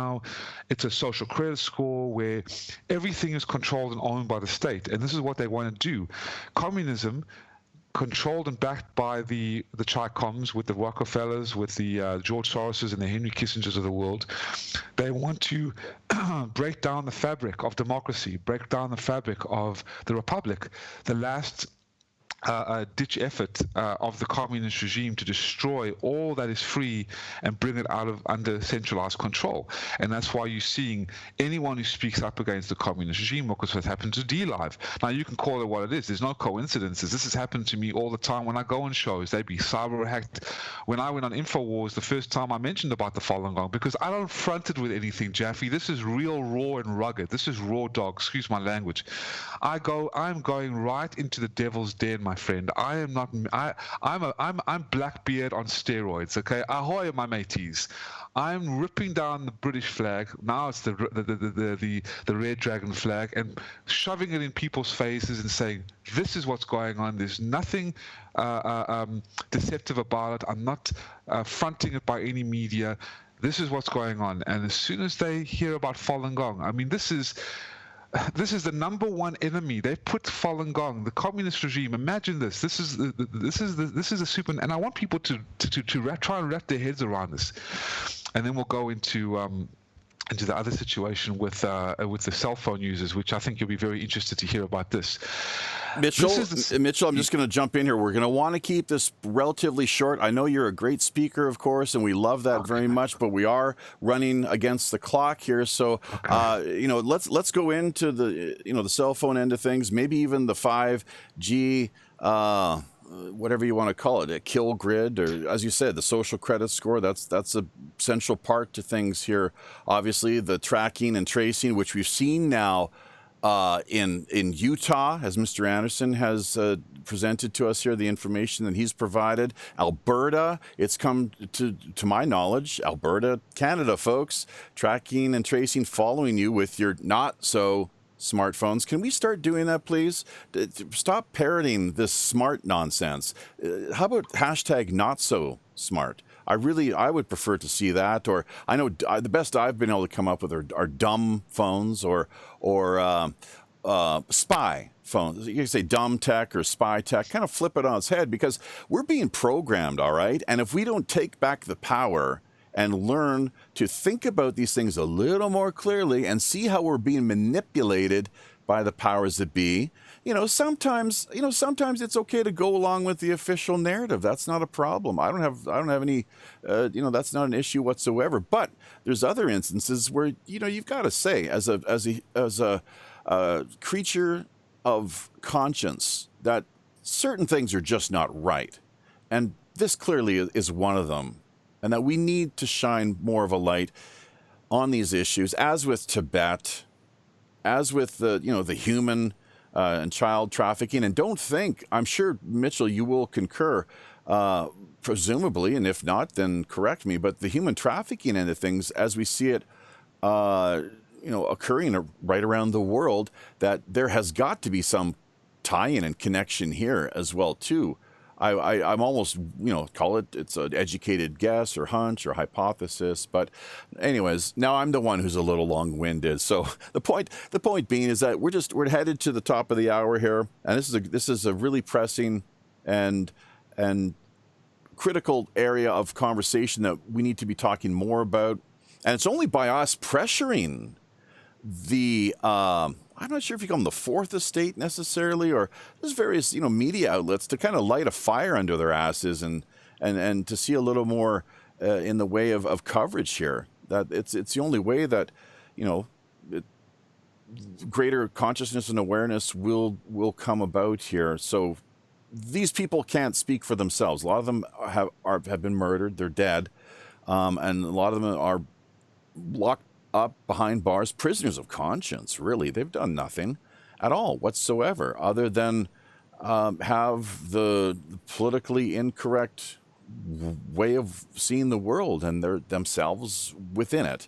So, but yeah, there's so much more to say. And thank you so much, Mitchell. I'm not sure how you want to wrap up. We want to bring Tom along with Mr. Anderson into the end of things here as well too, as we conclude. And in addition to that, give a shout out, of course, to the people out there in the peanut gallery who've been really helping to keep.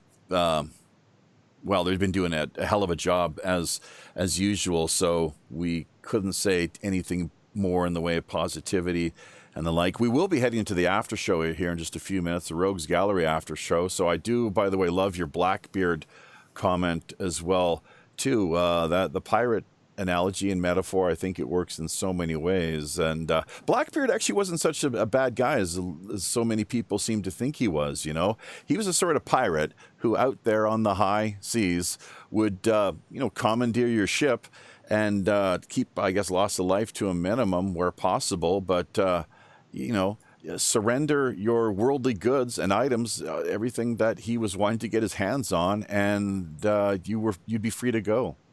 But that's how. I'm sorry, folks, if you don't like to hear it. That's the way pirates operate. I've got a question for Mitchell. Okay, but hang on. Let Mitchell. Okay, what's the question, Tom? Okay, Mitchell, you have talked about Falun Gong, but we don't know a whole lot about it. I guess I have a couple of questions about it. In that, trying to understand is they seem to single these people out. Well, let me frame the question. This is important because it's a missing element. Okay, so there is this religion or not religion. There's this practice being followed. Is it something where you get into classes, like a yoga class, where you're all participating in something, or do they just find out that this is like a private yoga thing that you do at home, or how is it that they are targeting these people? What's exposing them? That's a great question, Tom. Just briefly, it's so loosely organized. There's no organization, there's no membership, there's no rosters. It's a mind and body practice. So what happened was, from 1992 to 1998, the numbers just grew so exponentially, where you would see hundreds and thousands and then millions by 1998 practicing in parks and in stadiums. All right, so when you're in a park, this is the question. So when you're in a park, are you doing like Tai Chi moves, or are you just sitting in a meditation position? What's exposing, hey, that's Falun Gong. That guy's doing Falun Gong over there. How do we know that? Absolutely, good question. There are 5 movements. So there's 4 standing exercise and 1 sitting meditation. And the teacher, Mr. Lee, is on a loudspeaker directing the exercises with the Falun Gong movement, the exercises and music. There's a unique specific movement and Falun Gong exercise, music, and the actual teacher, Mr. Lee, directing the movement. So this is how they could focus and see exactly and pinpoint who Falun Gong was, different to Tai Chi. Well, hold it, Mitchell. Can't people practice this Falun Gong on their own, or do they need their the leader, Mr. Lee, to be present. No. And guiding them through the movements?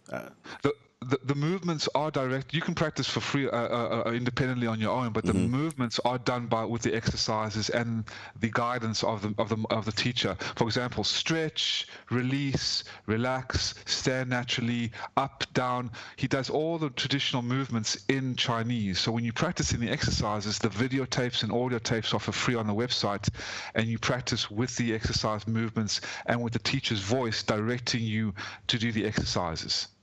It's just like a yoga instructor or a fitness instructor, you know.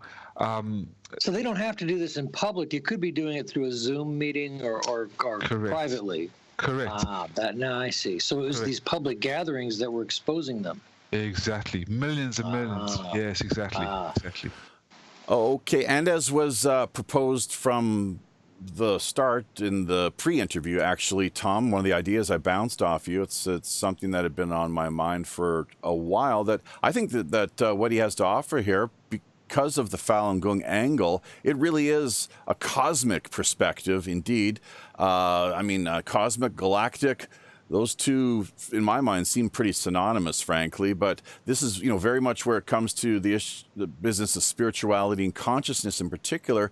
I think what he has to offer here, if you want to carry on the conversation, get him booked on the Galactic Perspective show, and you can lead the interview. And I think we'd be more than happy to. And I don't know how it would help Mitchell specifically. I don't know if he wants to go around teaching Falun Gong. That would be the interest, but I think it might deviate from his mission of really trying to get the word out. So maybe not as much as I'd like to know more. I really would. I'm curious about it. Tom, that would be my honor. It would be delightful to talk about with Falun Gong, and people can practice it freely online as well during this lockdown. It's really good for health, and I'd love to come on your show. Absolutely. Wonderful. So just allow me a time and a date, and I'll do it. And Jaffe, just before I go, may I give out the website so people can learn more about it? That's what you're here for. You betcha. Let's hear it. Thank you, sir. So where the exercises you can learn, there are two websites. The first one to learn more about what Falun Gong is and why it's been persecuted and the organ harvesting, all in a nutshell, very well laid out, www.faluninfo.net, www.faluninfo.net. The exercises and the books from Teacher Lee can be found at www.falundafa.org, falundafa.org. It's just another name. It's the same practice. It's just another name for it, falundafa.org. Our website is stoporganharvesting.org.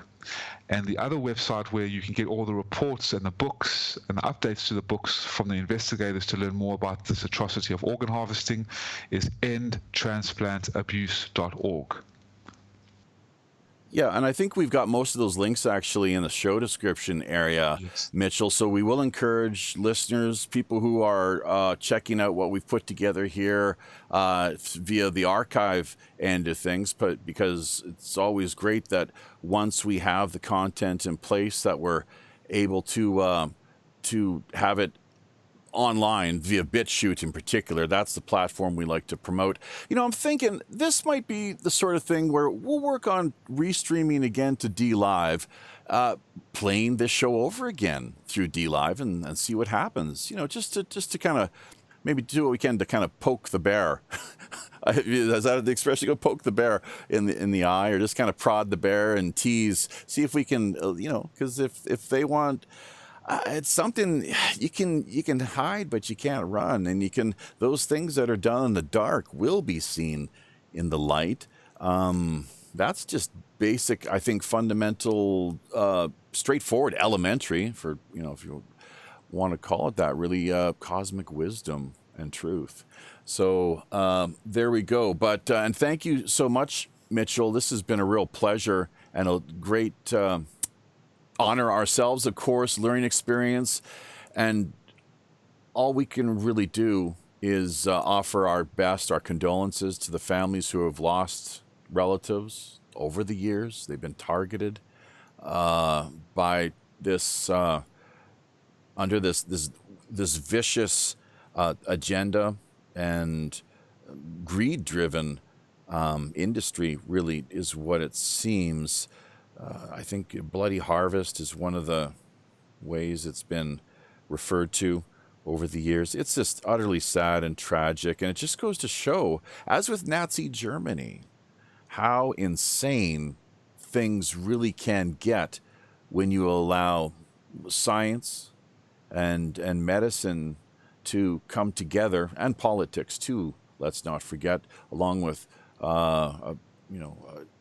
any number of various other issues, the money factor too, that what it can ultimately, the end result that it can produce can be utterly horrific, and all in the name of some, in this case, a utopia, I guess, or longer life through whatever means possible, where you have a complete lack of ethics and conscience or concern for the other. So, Mitchell, just a quick question here and get your response before we go. Just something that has come to mind as we close things down. And once again, I do want to make sure that we welcome Tom and Mr. Anderson into the last few moments here as we wrap things up, just to get their thoughts, response, and just kind of take on things, general overview.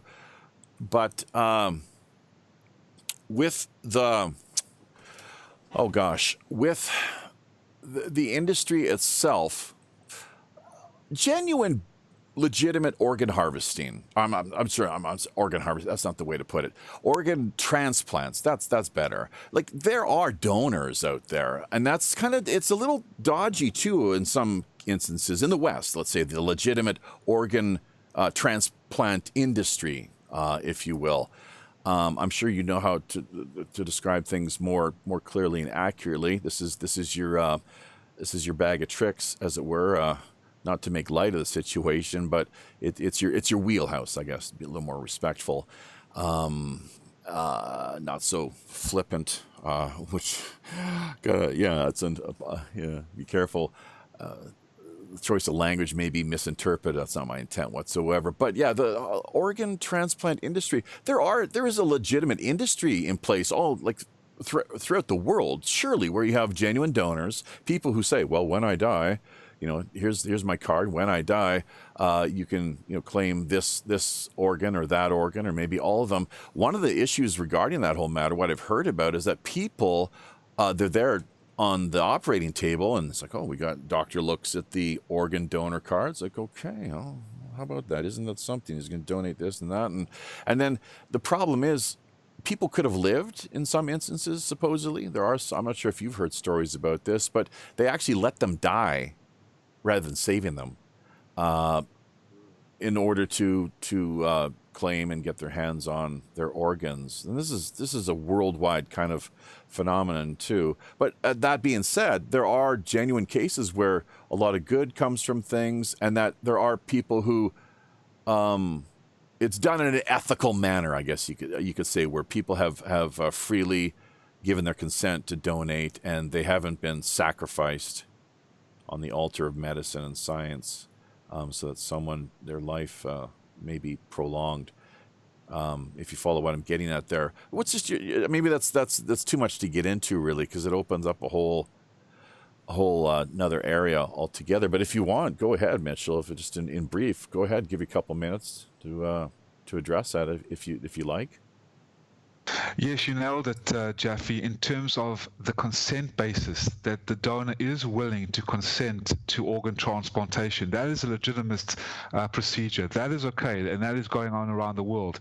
Yet when the donor is unwilling and forced without any consent, like a lobster taken out of a tank, cut open and its organs harvested, its corneas removed, its lungs ripped out, and then burned in the boiler ovens to conceal the evidence. That is not done anywhere in the world, and this is not just done on a black market basis. This is done legally, legal state sanctioned, state mandated harvesting, done only by the Chinese Communist regime, nowhere else in the world, and only 4 countries have banned organ tourism from China. One is Israel with their 2008 transplantation law, banning any of its Israeli citizens from going to China to get an organ transplant because after they heard about the Falun Gong. Two is Taiwan, who is now banned from the World Health Organization because of the communist regime. And three is Spain, and I think Italy's coming up next. But only four have been in action to ban organ tourism. I'm very disappointed in the United States. I'm very disappointed in Canada and South Korea and other countries like Japan and other world countries that have not banned organ tourism, because when this occurred with the forced organ harvesting in China, the money they were making was so huge, and the organ tourism business skyrocketed to 30 to 40 to 50%.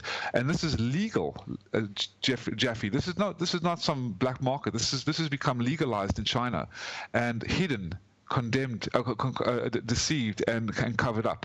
So, yeah. What sort of money are we talking then worldwide? The industry in itself, it's got to be in the billions of dollars. Yes, multi-billion. I brought up just quickly the figures which we got from the Chinese communist websites. Corneas, $30,000 a cornea. Lungs, $150,000 to $170,000. Heart, $130,000 to $160,000 on a specified date. This is a kill-to-order genocide. So basically, as I read to you about the investigative call transcripts, the doctors would be saying, "Yeah, no problem. Come on, fresh to order." They would kill this guy, kill this guy, kill this guy.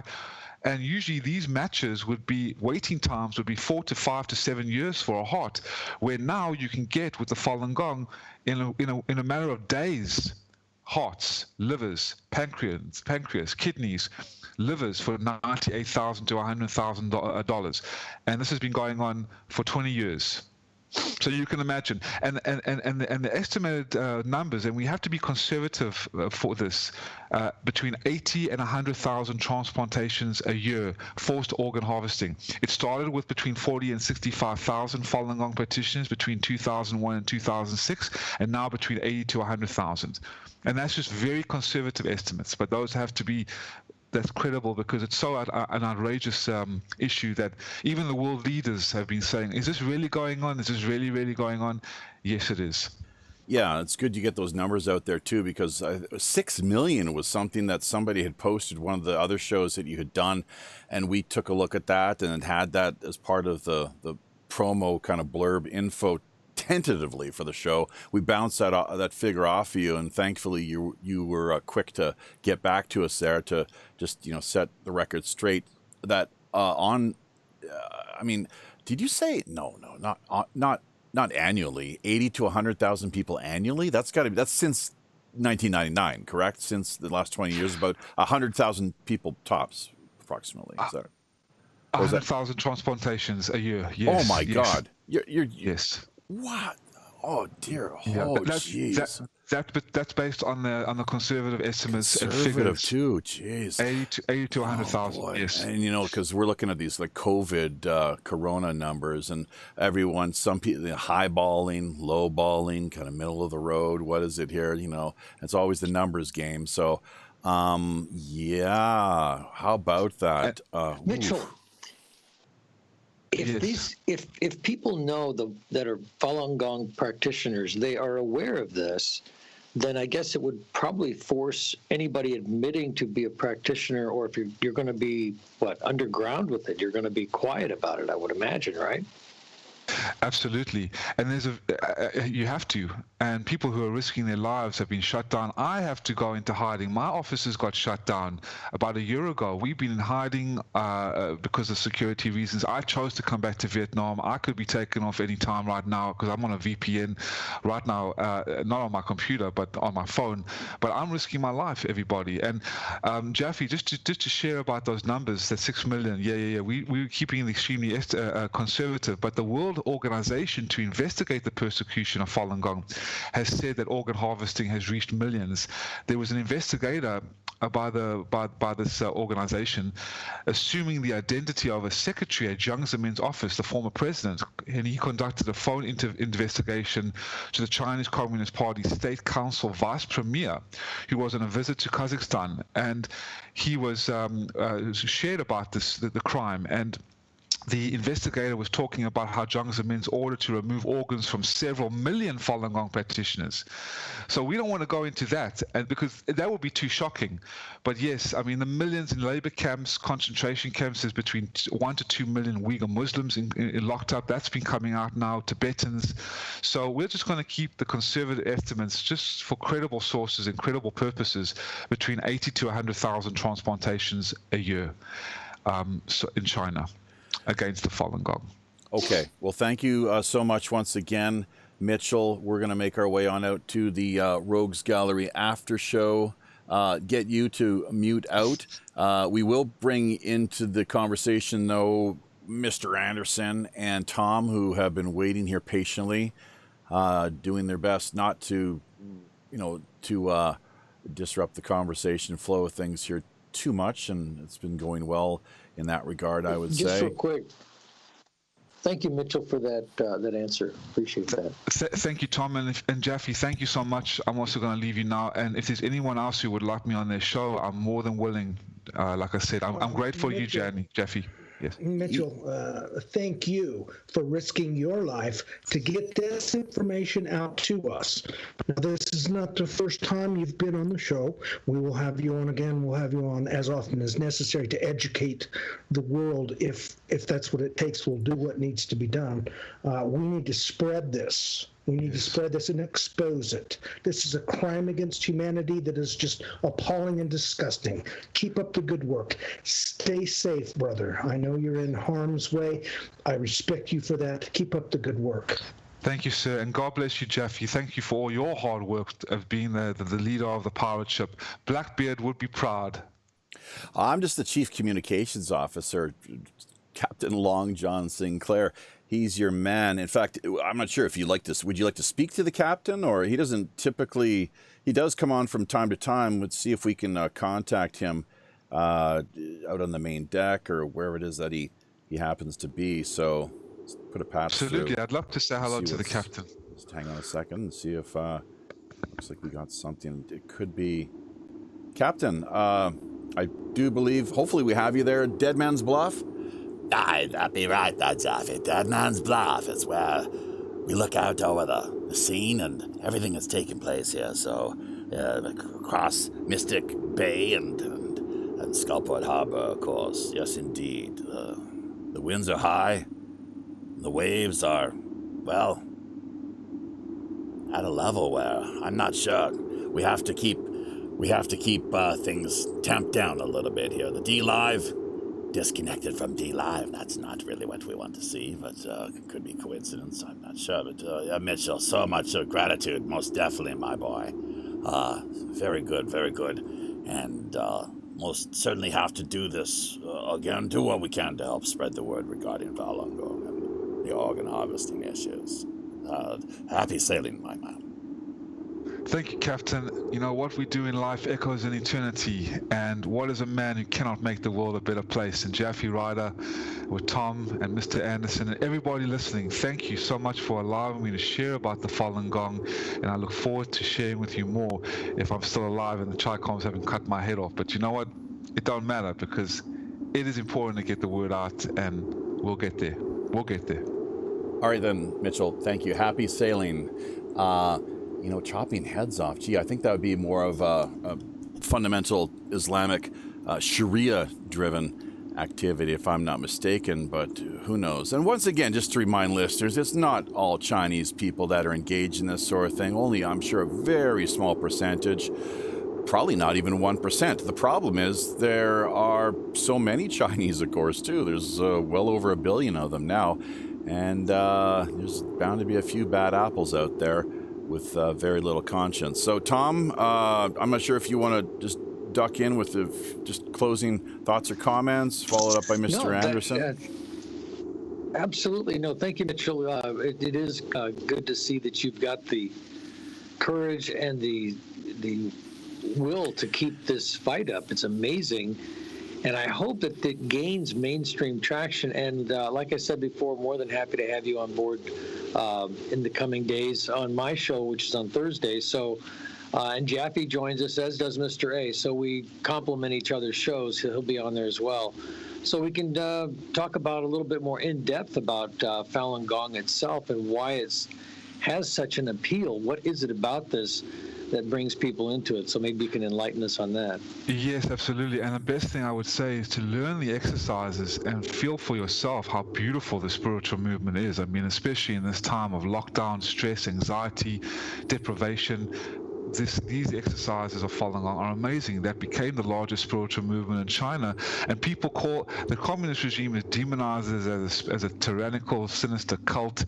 And I'm like, well, if it's such an evil, sinister, poisonous cult, then why are they being harvested for their organs and sold on the market for the healthiest in the world? And people just remain silent. They just don't know. They can't. These autocratic regimes, they usually have a huge amount of hypocrisy that's at work in their ideology that only serves themselves. So absolutely. Exactly. Well, I'd love to have you on, and I would love for you to do some presentation on what the Falun Gong philosophy is, et cetera, what the exercise. We could talk about that in depth. So we'd look forward to that.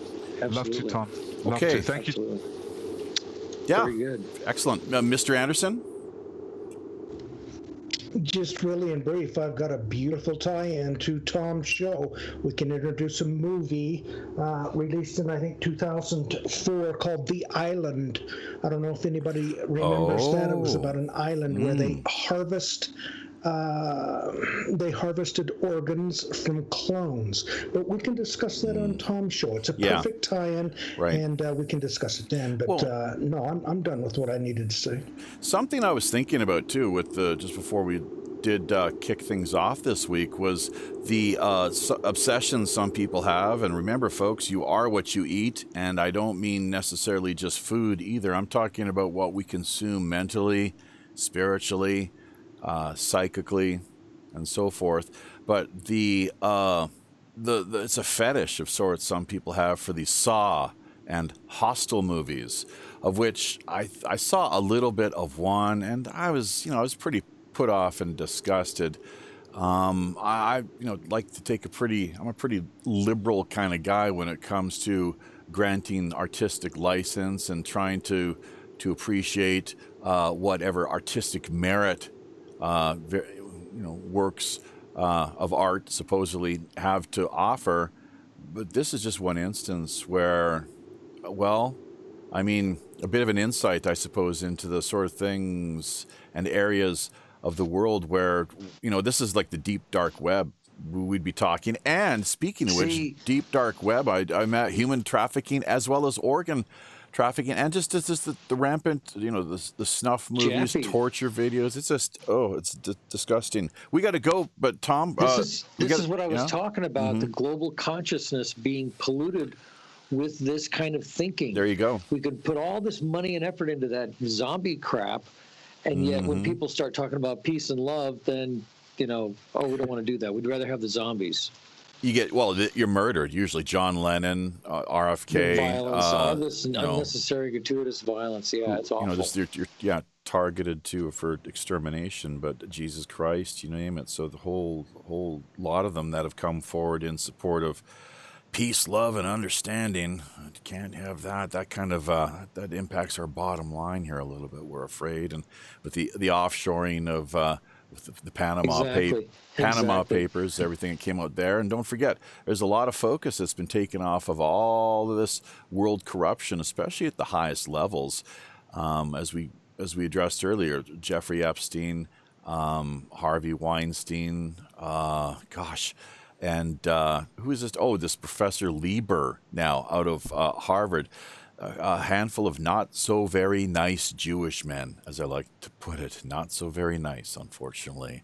But isn't that something? But we're off to the after show. I don't know if Mitchell can stick around or not. If the Chai Coms have managed to put a bead on him yet or not. We'll talk about more of this just as we duck on out of here. But a big word of appreciation to everyone who has dropped in and joined us here. Just off the top of my head, Dana Shiver, of course, William F. Cuckley, Reverend Jim, who was restreaming, picking us up in a syndication type manner. So via DLive. Hopefully he didn't get shut down himself. On the Fence with Musa. Oh, gosh, we always miss somebody or another. Barbecue Jim, Mr. Spinks. Hey, he's got that great retro movie channel in place. I'd encourage everyone to take a look at. If you are a fan yourself of, fan of film noir. So there we go. Yeah, Joey Boomer. And hopefully we haven't missed out on anybody, but hope to see you all again next week. We're going to be back, it looks like, with Walter Bosley, former FBI agent, someone who is going to be talking to us all things regarding, if you can believe this, May 1st. How's that for a date, folks? The missing Templar pirate fleet. So, and Tuesday, the news, of course. Yes, let's not forget about that. If you want to re-engage and be a part of things, that would be absolutely superb and splendid. WPRPN.com is the website. Sign up is free. Drop by, leave a few comments. Pirate One Radio at protonmail.com for anyone who would like to shoot us an email. Most certainly the way to do it. We'll see if we got Naroki. Speaking of Tuesday night, Naroki returning. He's kind of a MGTOW type character and personality. Recently been laid off from his, he's working out there in the Alberta pipeline. I think making its way out to British Columbia, a bit of a controversial project. So native rights activists not perhaps wanting that pipeline to go through. We'll see how everything plays out on that front. If they're able to negotiate some form of something where all parties are left content and happy. Just have to wait and see, of course. But yeah, he's also a big movie aficionado, someone who's a lover of pop culture and so forth. So hopefully have him for this upcoming Tuesday night with the news. Just taking a quick rundown here of what we have as far as talking points are concerned. You know, it's interesting. We were banned. It looks like blocked, kicked off of DLive, just coincidentally enough, or not, of course, tonight. But also on YouTube, you cannot hashtag organ harvesting. They allow Falun Gong. That's not a problem. Human rights is okay. CCP, China, not a problem. But organ harvesting, go ahead, try it sometime. This could, and if as it turns out you're not able to do it either, then, this is just more of an example of how, as with what Mitchell was talking about, there are steps taken to, with the algorithms and so forth, what you were allowed to do and get away with as far as, freedom of expression is concerned, and working on doing what we can to draw more attention to any number of these various issues. Just looking over what we have here as far as the talking points are concerned, and that looks like it's about it, folks. We will be back again, as was stated earlier, this coming Tuesday, same time as always. Hope to see you again, of course. We're headed off to the after show, and that will be, of course, let's not forget, 8 p.m. Pacific Standard Time, 11 out on the East Coast, 12 p.m. noon here in Tokyo and Seoul time zones. On behalf of Captain Long John Sinclair and all the rest of the crew here aboard the Robin Hood, until we meet again out on the high digital seas, I'm your host, as always, the show's Chief Communications Officer, Jaffe Ryder, doing what we can here, folks, to keep a light on human rights. Tally-ho.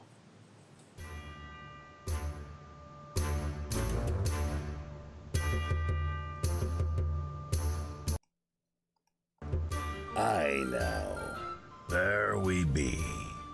Having carefully looked over each of our navigation panel instruments, checking every level, switch, dial, cable, knob, and pulley, by all accounts and indications, we indeed see it's time once again to drop anchor inside Mystic Bay. Draw an end to yet another week of World Pirate Radio Live. Remember, if you're looking for a little more animated online action, keep in mind we've likely got yet another great free-flowing Rogues Gallery after show coming up for the next hour in one of our more premium, exclusive, and remote digital underground online pirate hideaways. Also, if you yourself have a new, novel, intriguing, or otherwise underreported idea, unique individual, or pressing item in mind, be sure to either drop us a line directly over on WPRPN.com